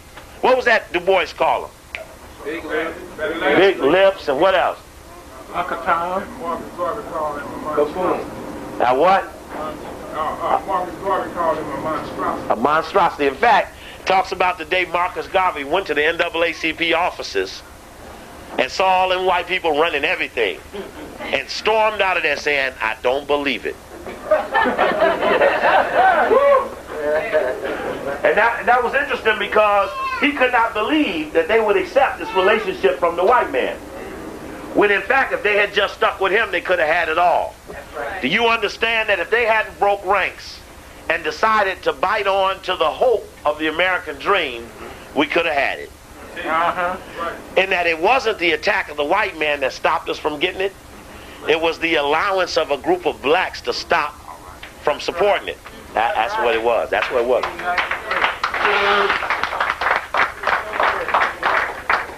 And that's right. That brings us to 1993. What was in it? Huh? So that we have to give some credit to that. Now listen to this. Listen up. The Rosenwald became a trustee of the Rockefeller Foundation after dispersing more than $4 million to build schools for Southern blacks. That's why I jumped over to the other book to show you that they will specifically tell you how many schools, how many blacks. And that's to give them honor, not to bust them down. It says here that 6 years later, the reorganized Rosenwald Fund, patterned on the Rockefeller Foundation, let me repeat that. 6 years later, the reorganized Rosenwald Fund, patterned on the Rockefeller Foundation, was launched to upgrade higher education in the South. Now they're moving up. Particularly for African Americans. Between 1928 and 1948, now we're in the third generation of college educated. The Rosenwald Fund allocated monies towards the endowment and construction to the major private African American institutions of higher learning. $1,037,000 to Dillard, $668,000 to Fisk, $542,000 to Atlanta U. Most of these granted in the early years of the Rosenwald Fund's existence. Fellowships to artists. Listen to this. This is deep. Part of that money that went into those black schools at Fisk and the other places came after there were boycotts on those campuses by the students saying that the curriculum, which was white dominated, the teachers, which were white dominated, and the presidents, which were white, said that the education at those black schools were demeaning them. So Du Bois helped lead some of the protests at Fisk and other places against the curriculum. And that then compelled the philanthropists to shift the money flow from entry education to we better co-opt the top black education. And all of a sudden, all this 600, 700, 800,000 start flooding in the 20s to these black schools to compromise the fact that they're starting to be a hotbed of dissent. So now, start some shit in the spot and the money will follow. There you go. Listen to this. Listen to this. They say we not only brought on those black college presidents, fellowships to artists, educators, scholars, advanced their careers of African Americans' most gifted and enterprising future college presidents, such as Charles Johnson of Fisk, Mordecai Johnson of Howard, Horace Mann of Lincoln U, Dwight O.W. Holmes of Morgan State, humanists, social scientists such as Adeline Cromwell Hill. Anybody ever heard of her? Kenneth Clark, Allison Davis, Sinclair Drake, Ira D. R. A. Reed, Abram Harris, Lorenzo Turner, and artists and writers such as James Weldon Johnson, the first Rosenwald grantee, Sterling Brown, Langston Hughes, Claude McKay, Arnold Von Temps, Richmond Balthy,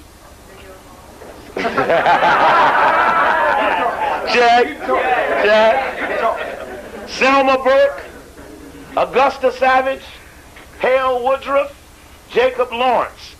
Significantly, Jewish educational philanthropy accelerated shortly after Fisk, Howard, Hampton had student protests in the 20s against policies and curriculum that a new generation of students considered racially demeaning.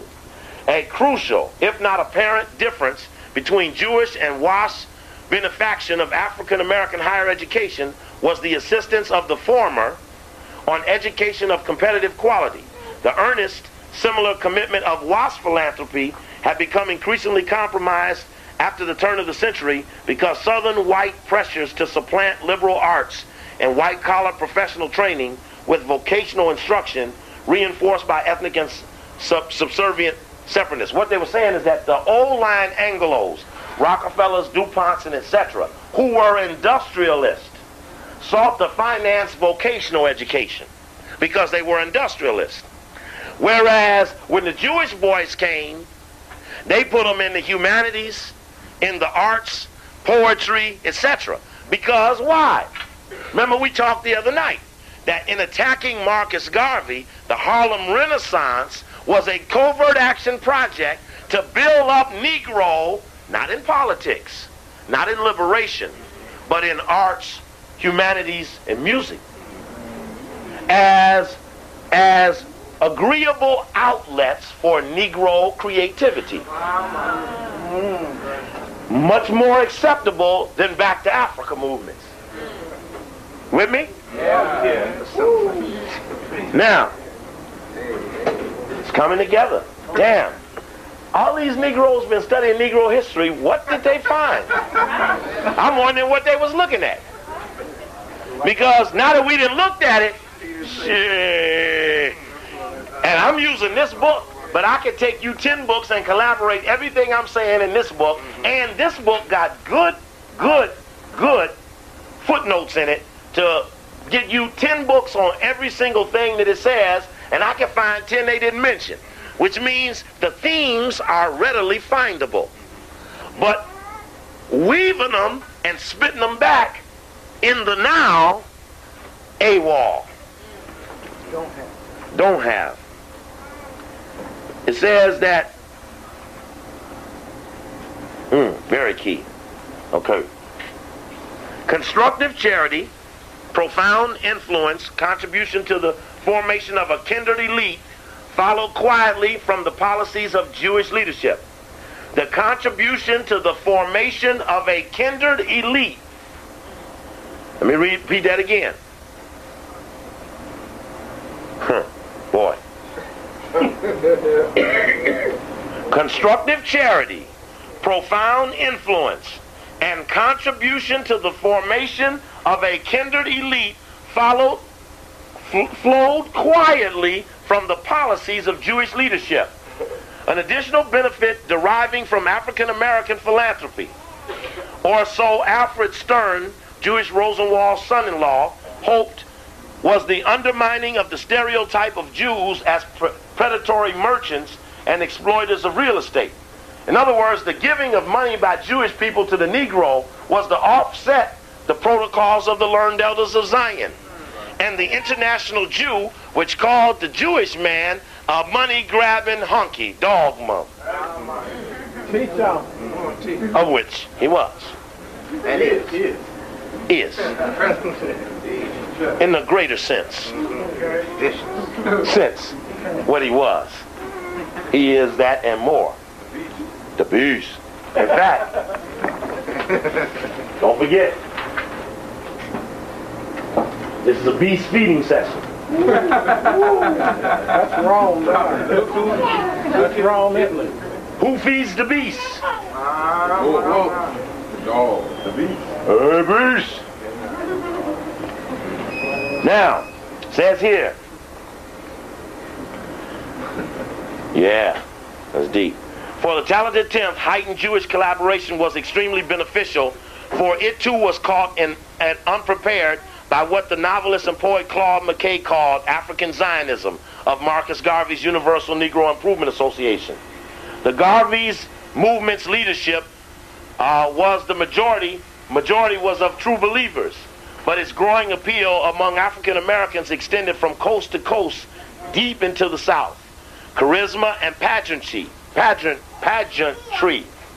exotic titles, uniform cadres, and the daunting cry of Africa for Africans, and a strident doctrine of unique, racially purified destiny of Mother Africa expounded upon the American scene after 1917. With it, stress on separate development and entrepreneurship and self-help. UNI ideology appealed to thousands who felt the void created by Booker T. Washington's death. And Garvey, of course, professed to be a modernizing, internationalizing disciple of Booker T. Although there were several significant defections to Garveyism, the overwhelming majority of talented 10th leadership was stunned, defensive, and resentful. Even Du Bois would claim to be the originator of Pan-Africanism in the United States, recoiled from Garveyism after a brief period of probing uncertainty. From the perspective of the talented 10th, then, the more Garvey succeeded, the greater the dangers of racial polarization and finally repression.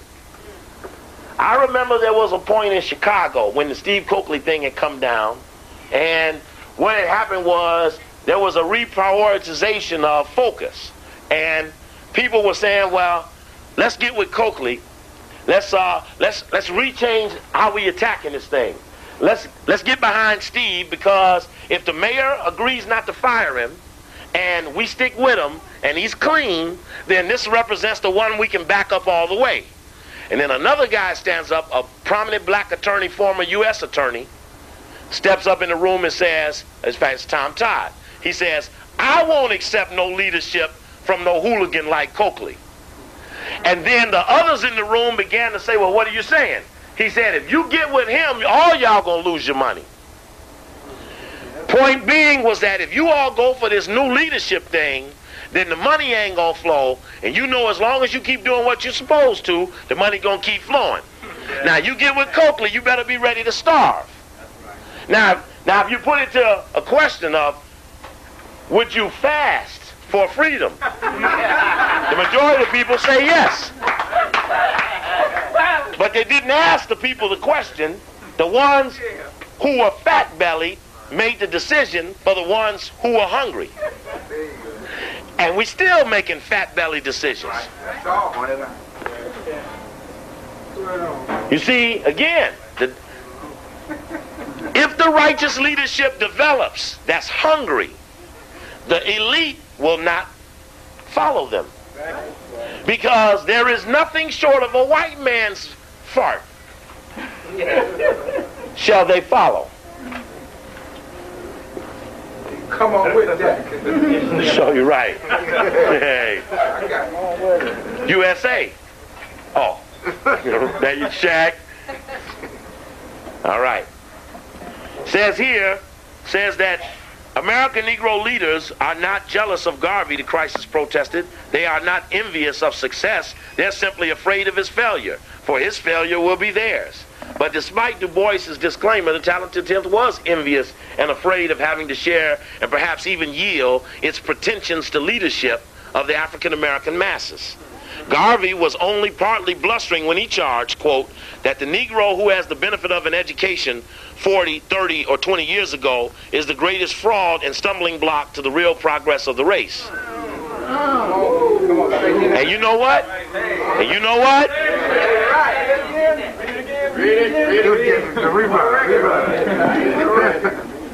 Come on. Garvey was only partly blustering when he charged, quote, the Negro who has had the benefit of an education of 40, 30, and 20 years ago is the greatest fraud and stumbling block to the real progress of the race. Nor, it says, nor was he guilty, as some pretended to believe, of applying an inappropriate West Indian color status theorem to African American leadership in the United States. If it was vicious to call attention publicly to the light complexions of the talented 10th, it was also extremely effective against Du Bois, Jesse Moreland of the Young Men's Christian Association, YMCA, Walter White, and their kind. That charge drew from Du Bois the immediate warning, quote, American Negroes recognize no color line in and out of the race, and they will in the end punish the man who attempts to establish it. You hear that? You understand what he's saying? We will punish any man that reduces this to black and white. And that became the punishment of Marcus Garvey. For it was just that clear to him. The deflation of, and this, we read this the other night, I'm just going to read it again to put it in context. Just as uptown Jews tried to outflank the Zionists by combining with Lower East Side socialists, upper crust African Americans readily joined with Harlem socialists, who are still there today in Harlem, socialists acting. Some of their left counterparts are here in Los Angeles, still lefting. It's the left or the right side of the white groin.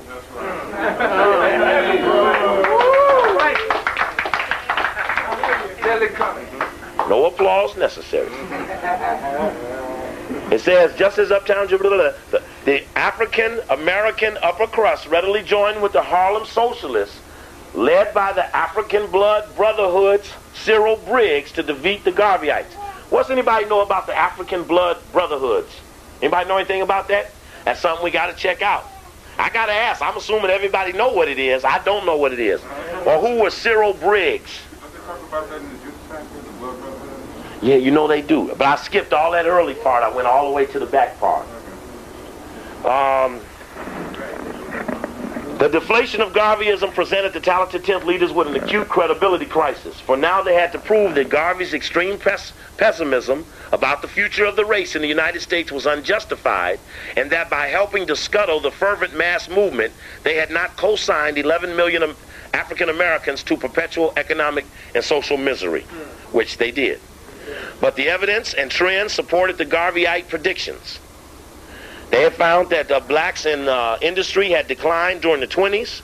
Quote, numbers of them had gone back into domestic and personal service, while the Negro women who had given up outside employment had been forced to return to work. The talented 10th anxieties about the dilemma permeated the writings of Elaine Locke, America's first black Rhodes Scholar, knew what a close call Garveyism had represented. Quote, we have for the present, in spite of Garvey's heroic efforts, no Zionistic hope or intention. What the opportunity called, quote, dumb dark masses were urgently in need of a new opiate, for Locke well understood that Garveyism has shown, quote, how much more ready and ripe for action than the minds of the leaders and the educated few, the masses, were. So they knew already that they were not in the forefront of the aspirations of their people.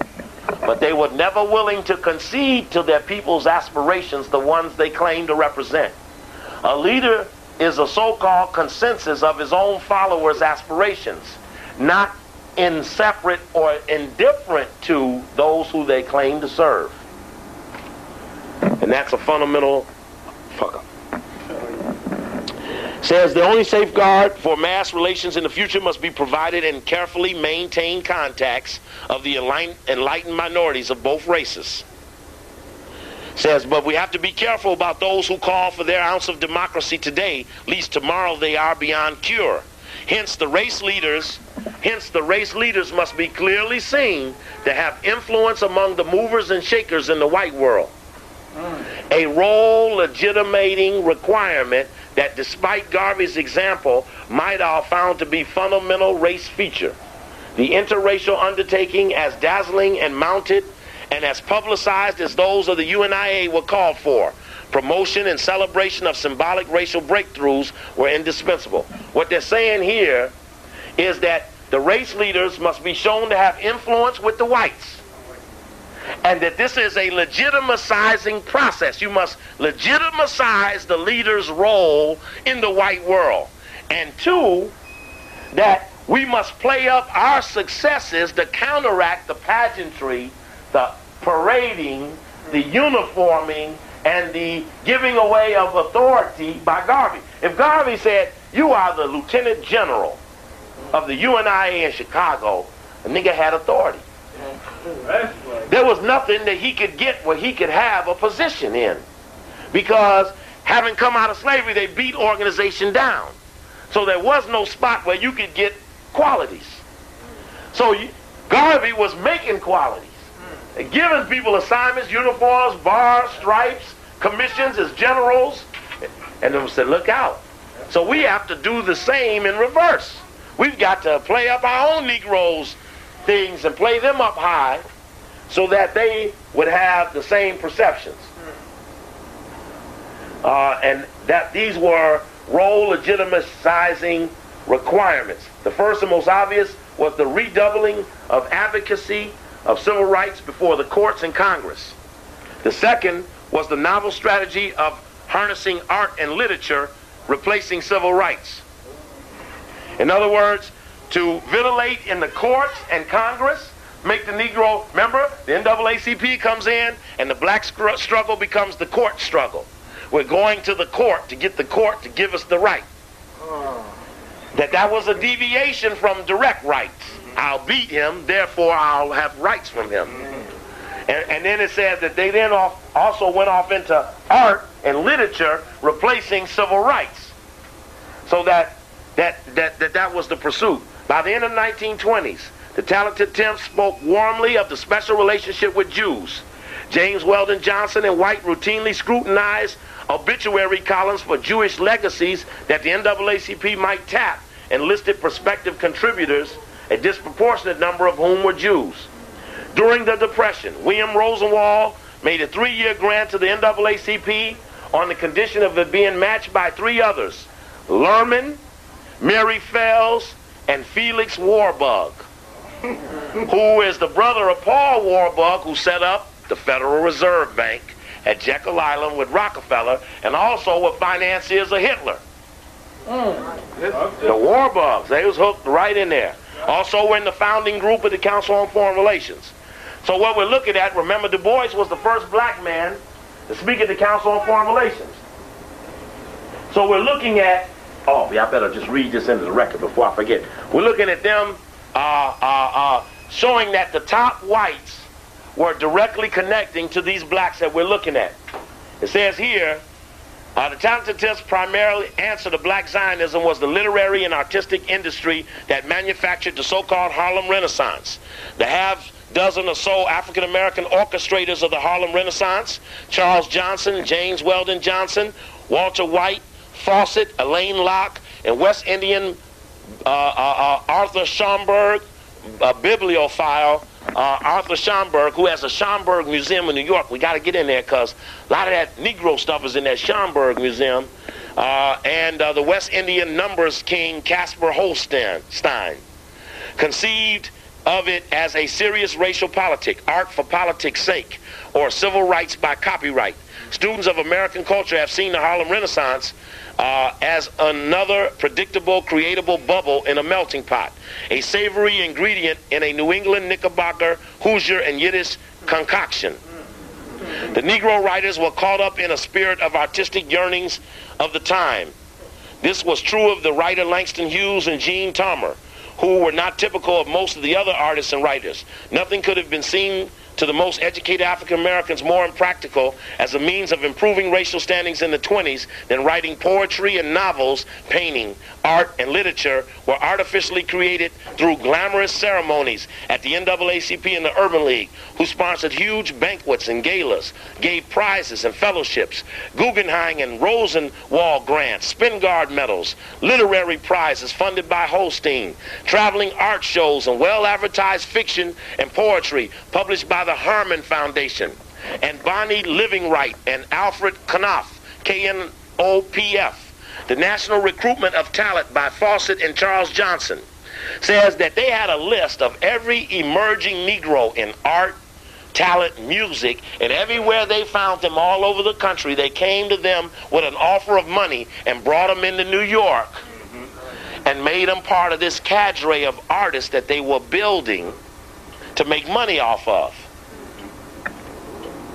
It says that urbanly mobile African Americans were at least a generation away from special cultural alienation, the insider as outsider syndrome, of which the contemporary lost generation was well publicized example. But with the decisive infusion of white philanthropy, much of it Jewish, the entrepreneurs of the Harlem Renaissance were able to mount a generation-skipping movement, diverting to its ranks men and women who in their natural course of events would have devoted their extensive energies to teaching, lawyering, doctoring, fixing teeth, and burying. Instead, they became artists, pulled out of medical school, pulled out of law school, and led into the arts versus the sciences, for which we've been accused of avoiding, not knowing that our financing of scientists was diminished, and art and music were, which is just what the fuck we still doing. Check. Because, and to put all these musicians together, it takes, any one of them will tell you that all they lack when they go into the business is capital.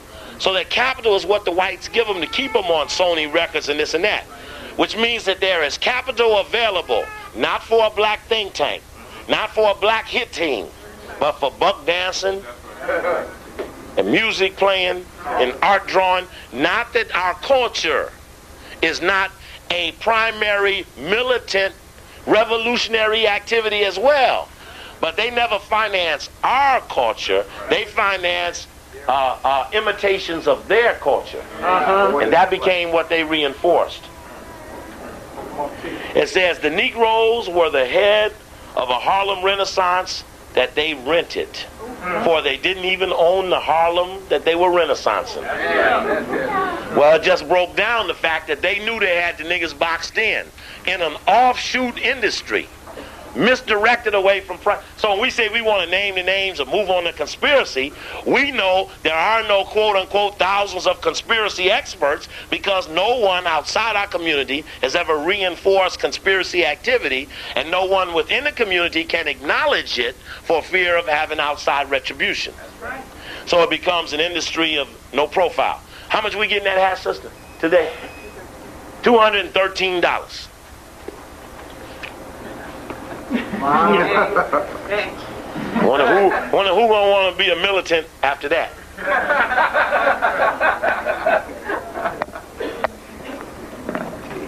And I know we got to cut down too. We're getting down on time. Anyway, it says by the early 30s, the influence of whites in the circles, Elaine Locke, the Harmon Foundation, James Weldon Johnson, the trustee of Garland and Rosenwald Funds, and Charles Johnson, all-purpose advisor to foundations, have made the Harlem Renaissance a well-oiled machine, turning out 26 novels, 10 volumes of poetry, 5 Broadway plays, innumerable essays and short stories, 2 or 3 performed ballets, concerti, and large amount of painting and sculpture.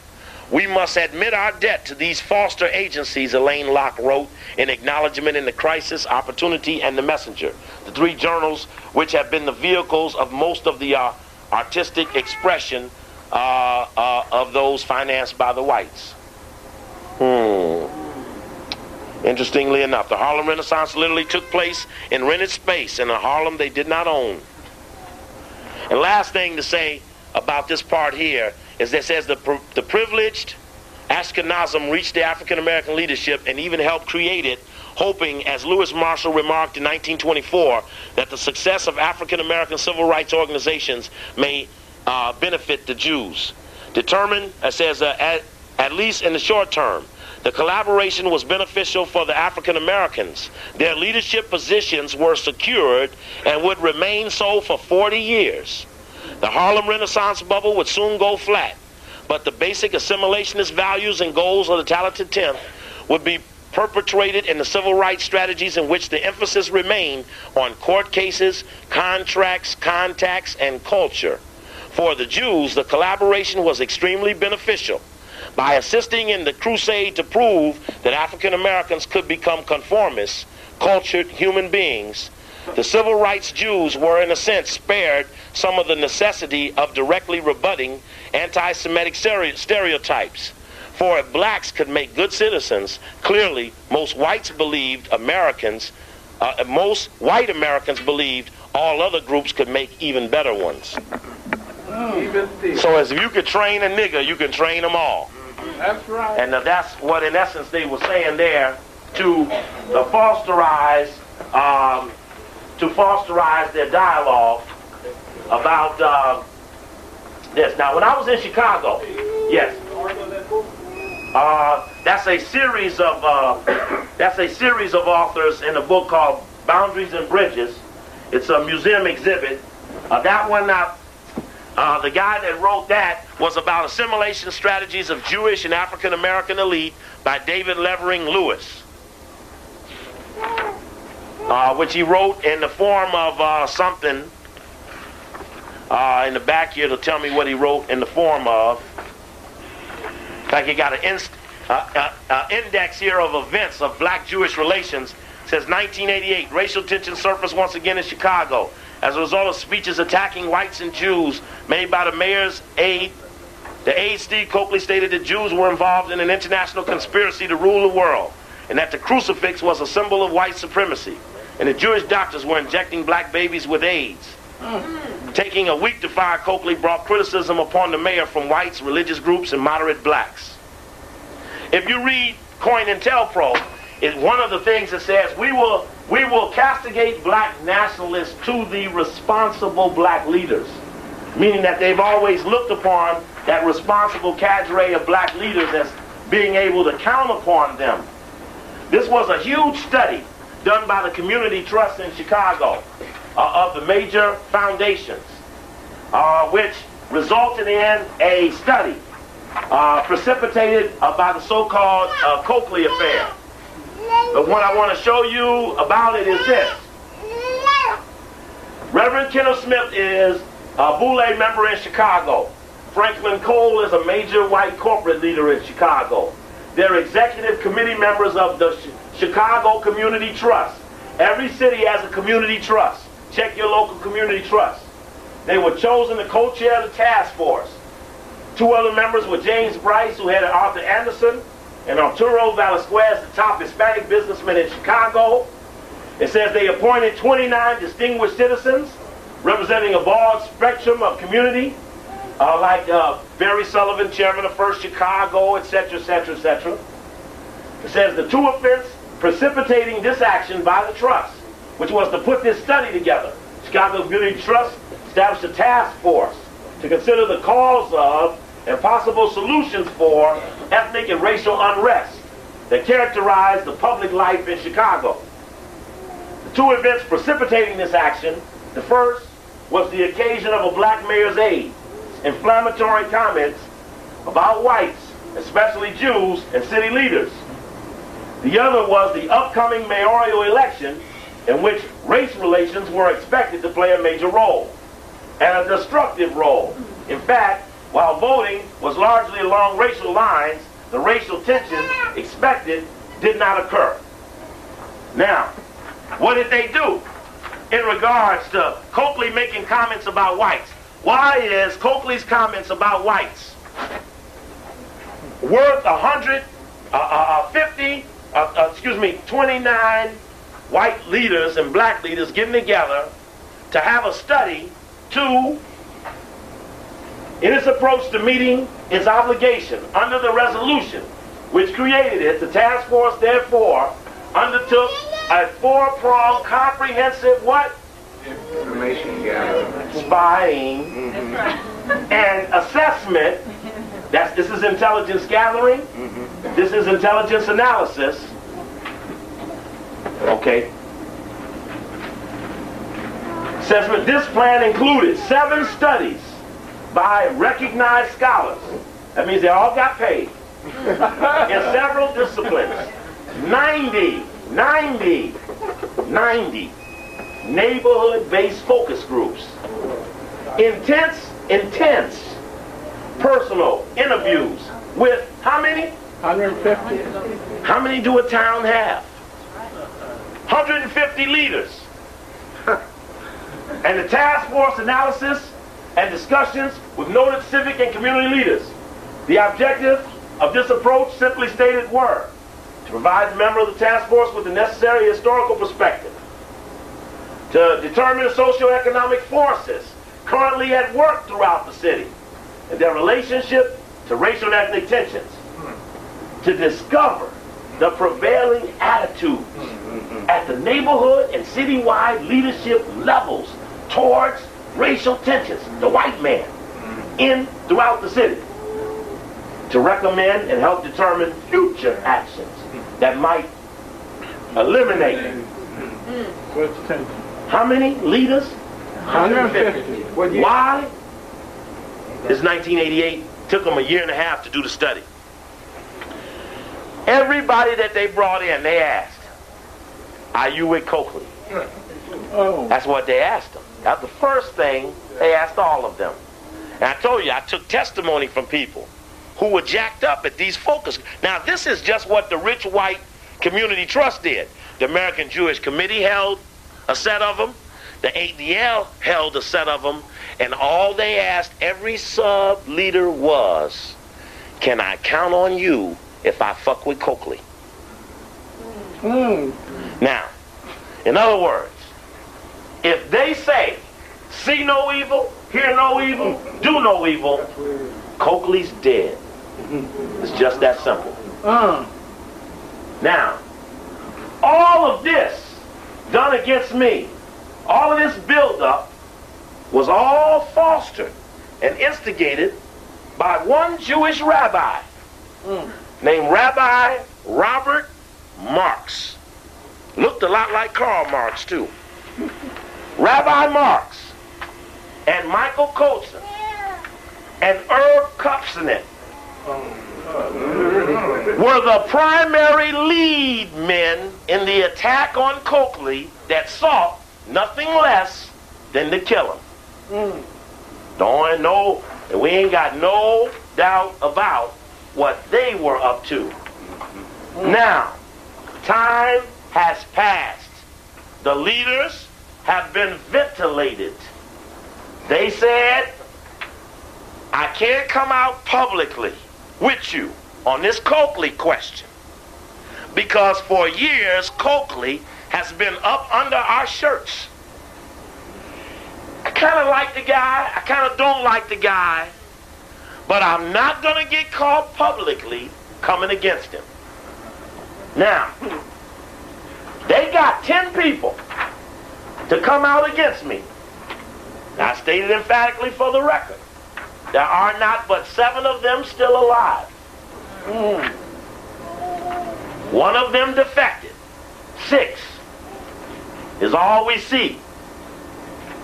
And the suggestion is, again, as you can see what happens, if they can get the consensus on the backside of the situation, then then it's over. Now, I just want to show you something. This is the front of what they call the Donors Forum. When the report was finished, when the task force report was finished, it went to the Donors Forum. And the Donors Forum, well, I want to show you on the board real quickly, then came out with what they came up with as a conclusion about the attack on Coakley and Coakley's role and responsibilities. Let's see here. Let me see if I can move it up some. Let me see if I can blow it up some. Okay, it's not going to get much clearer. Okay, let me just see if I can. And Nkrumah, I'm really glad you brought this. This really does help the lecture, brother. I really appreciate you. Where you at? You still here? Brother Nkrumah? I know he's been in and out. Now, let me tighten that up so I can read you that little part I got underlined there. Oh, there we go. See if I can read this. It says here, furthermore, Chicago's current racially divisive environment, to have the type of leadership that the situation calls for, is probably too much to expect. Also, he went on, Chicago is not very honest. Race is a very real factor in this town, and we say that, but then we want to downplay it, and that's not very realistic. I've heard people talk about what are the most important issues in Chicago: education, economic development, and all the rest. But I will be willing to debate any of them that the most important issue in Chicago is race. And we're not going to solve any of our other problems until we solve the racial problem. In effect, The process calls for a cadre of trained professionals, like the Foreign Service, whose goals would be to ease ethnic tensions and promote a truly integrated society. As a step towards that solution, Clarence Woods, who wrote up the report for the Community Trust, at the end of his writing up this report, he was appointed for $1 a year as the chairman of Chicago's Commission on Human Relations. He says, Wood suggested that somebody in Chicago has to be put in charge of managing it into a friendlier town in terms of its religious, racial, and ethnic makeup, and that doesn't happen no matter what else we do, we aren't going to accomplish anything. Now, there's one more part to this, where he makes a suggestion about what will it take. See, the suggestion is, why did not those leaders come out and condemn Coakley like we had paid for them to? And he came out with a conclusion. I just want to see if I can put it up here for you, just to get in the record. I can tell you what it says because I know it by heart, but I just want to see if I can show it to you. He says that we looked at, when we talked to the Negro leaders, we found out that we were not giving them enough to come against a Coakley, and so therefore they wouldn't do it because we haven't paid for them enough to. Now, what we need to do this, while I'm looking for this, we need to pass the hat for the good life. Could somebody be willing, Sister Lisa, would you be willing to walk that bucket around for the good life? And that's to help them pay for the people who finished working 2 hours ago, who can't leave until we leave, who can pick up a few extra dollars for having had to stay. And we would want that because we appreciate having the opportunity to be here. And what I'm trying to show you, I have to show you the live copy now. I can't find the perforated copy. But what it in fact said was that we are not paying people enough to come against a guy like Coakley. Therefore, unless we pay better, we will forever be plagued by what it is that they're bringing us, because we're not giving up enough money to offset it. Remember, I always told you that they don't get loyalty based upon having the right position. That their loyalty is very weak. It won't be hard beating them because we know their loyalty. Here it is here. There we go. This is the live copy of the Donors Forum, of which I'm showing you there. And it's on this page here that they make this statement. Woods also relates education in black communities to black response to Coakley's revelations. Both indicate a lack of black confidence in their respective public processes. That blacks are in a quandary and are not stepping up to the table to participate in school reform indicates a lack of confidence in the reform process. So too, the relatively tepid black response to Coakley points to the widespread sense among well-educated, successful blacks that the system is not working for them in the same way it works for their white counterparts, thus reducing their incentive to reject a man bent on attacking the same social and economic system. Unless the Allied base sees race as the more fundamental problem, broadens, and more of the city is joined to the real battle, more and more Coakley types will occur. It says, thus reducing their incentive to reject a man bent on attacking the social and economic system. Bent on, meaning beyond repair. Bent on attacking. Everybody got their price. Everybody got their price, that's right. Did they up the ante? How we doing on the, yeah, how many?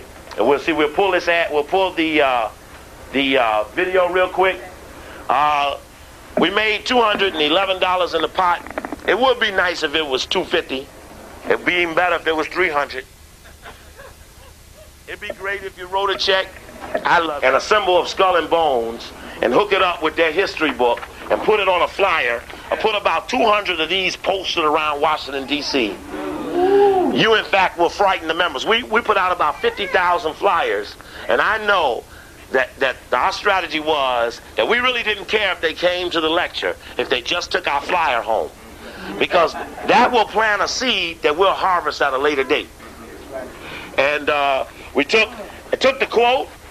This is one of the most better-known outside groups in Washington, African Minds United in Los Angeles. You should be proud of them. That's right. That's right. And we should have African Minds United in Washington, D.C. That's something we'll be talking about. And hooking it up with Skull and Bones and Wesley's comments from the history of Sigma Pi Phi.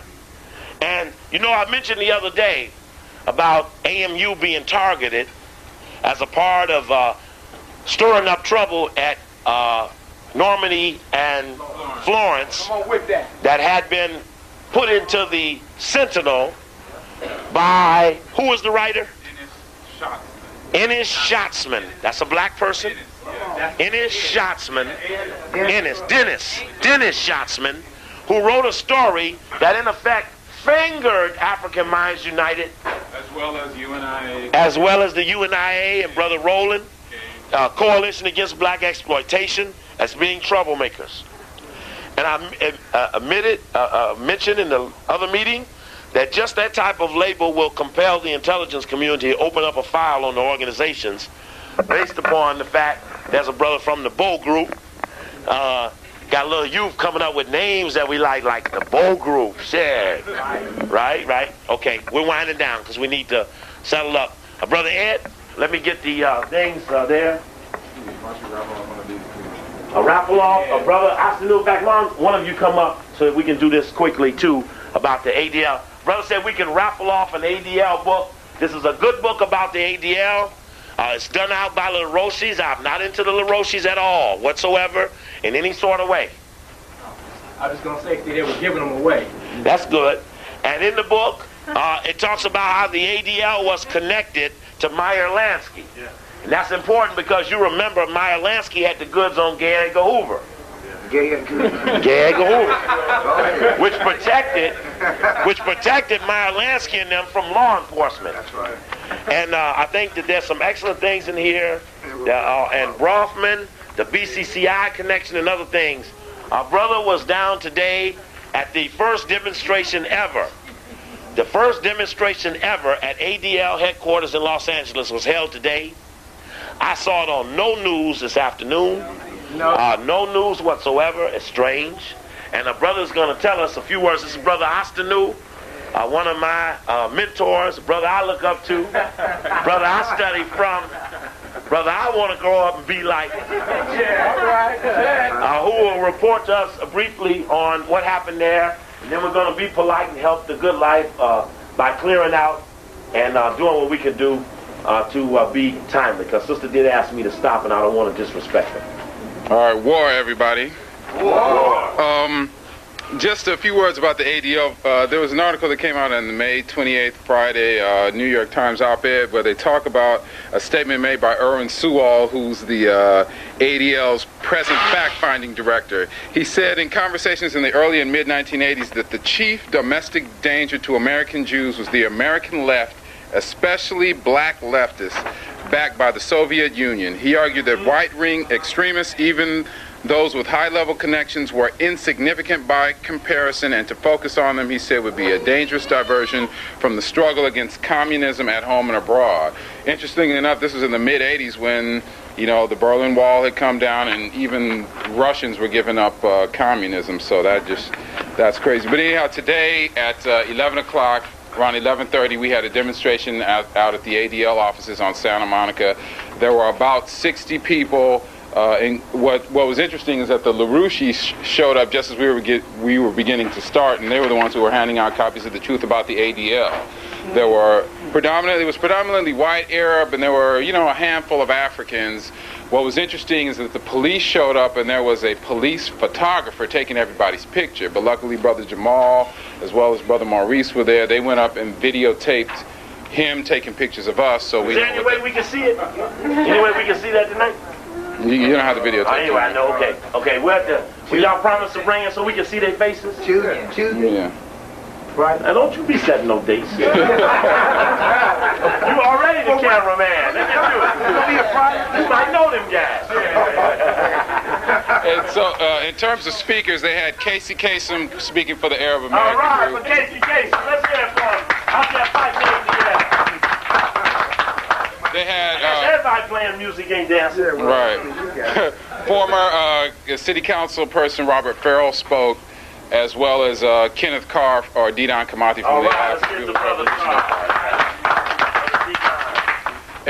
And like it so it was a pretty good demonstration. Interestingly enough, although they put the press release out to all the press to the citywide news service, the only people that showed up were KFI, and I didn't hear anything on them. The LA Times, so we need to look at the LA Times tomorrow to see if they've covered it. And KPFK, Pacifica, sent somebody out there, and they did have a spot on their evening news. So that was the only press that I heard on it. Now, I wasn't able to actually talk or hear the conversation that went on with the white photographer, so maybe Jamal or Maurice can come up and talk about that. I really didn't hear it clearly because I was too busy dealing with it, taking it.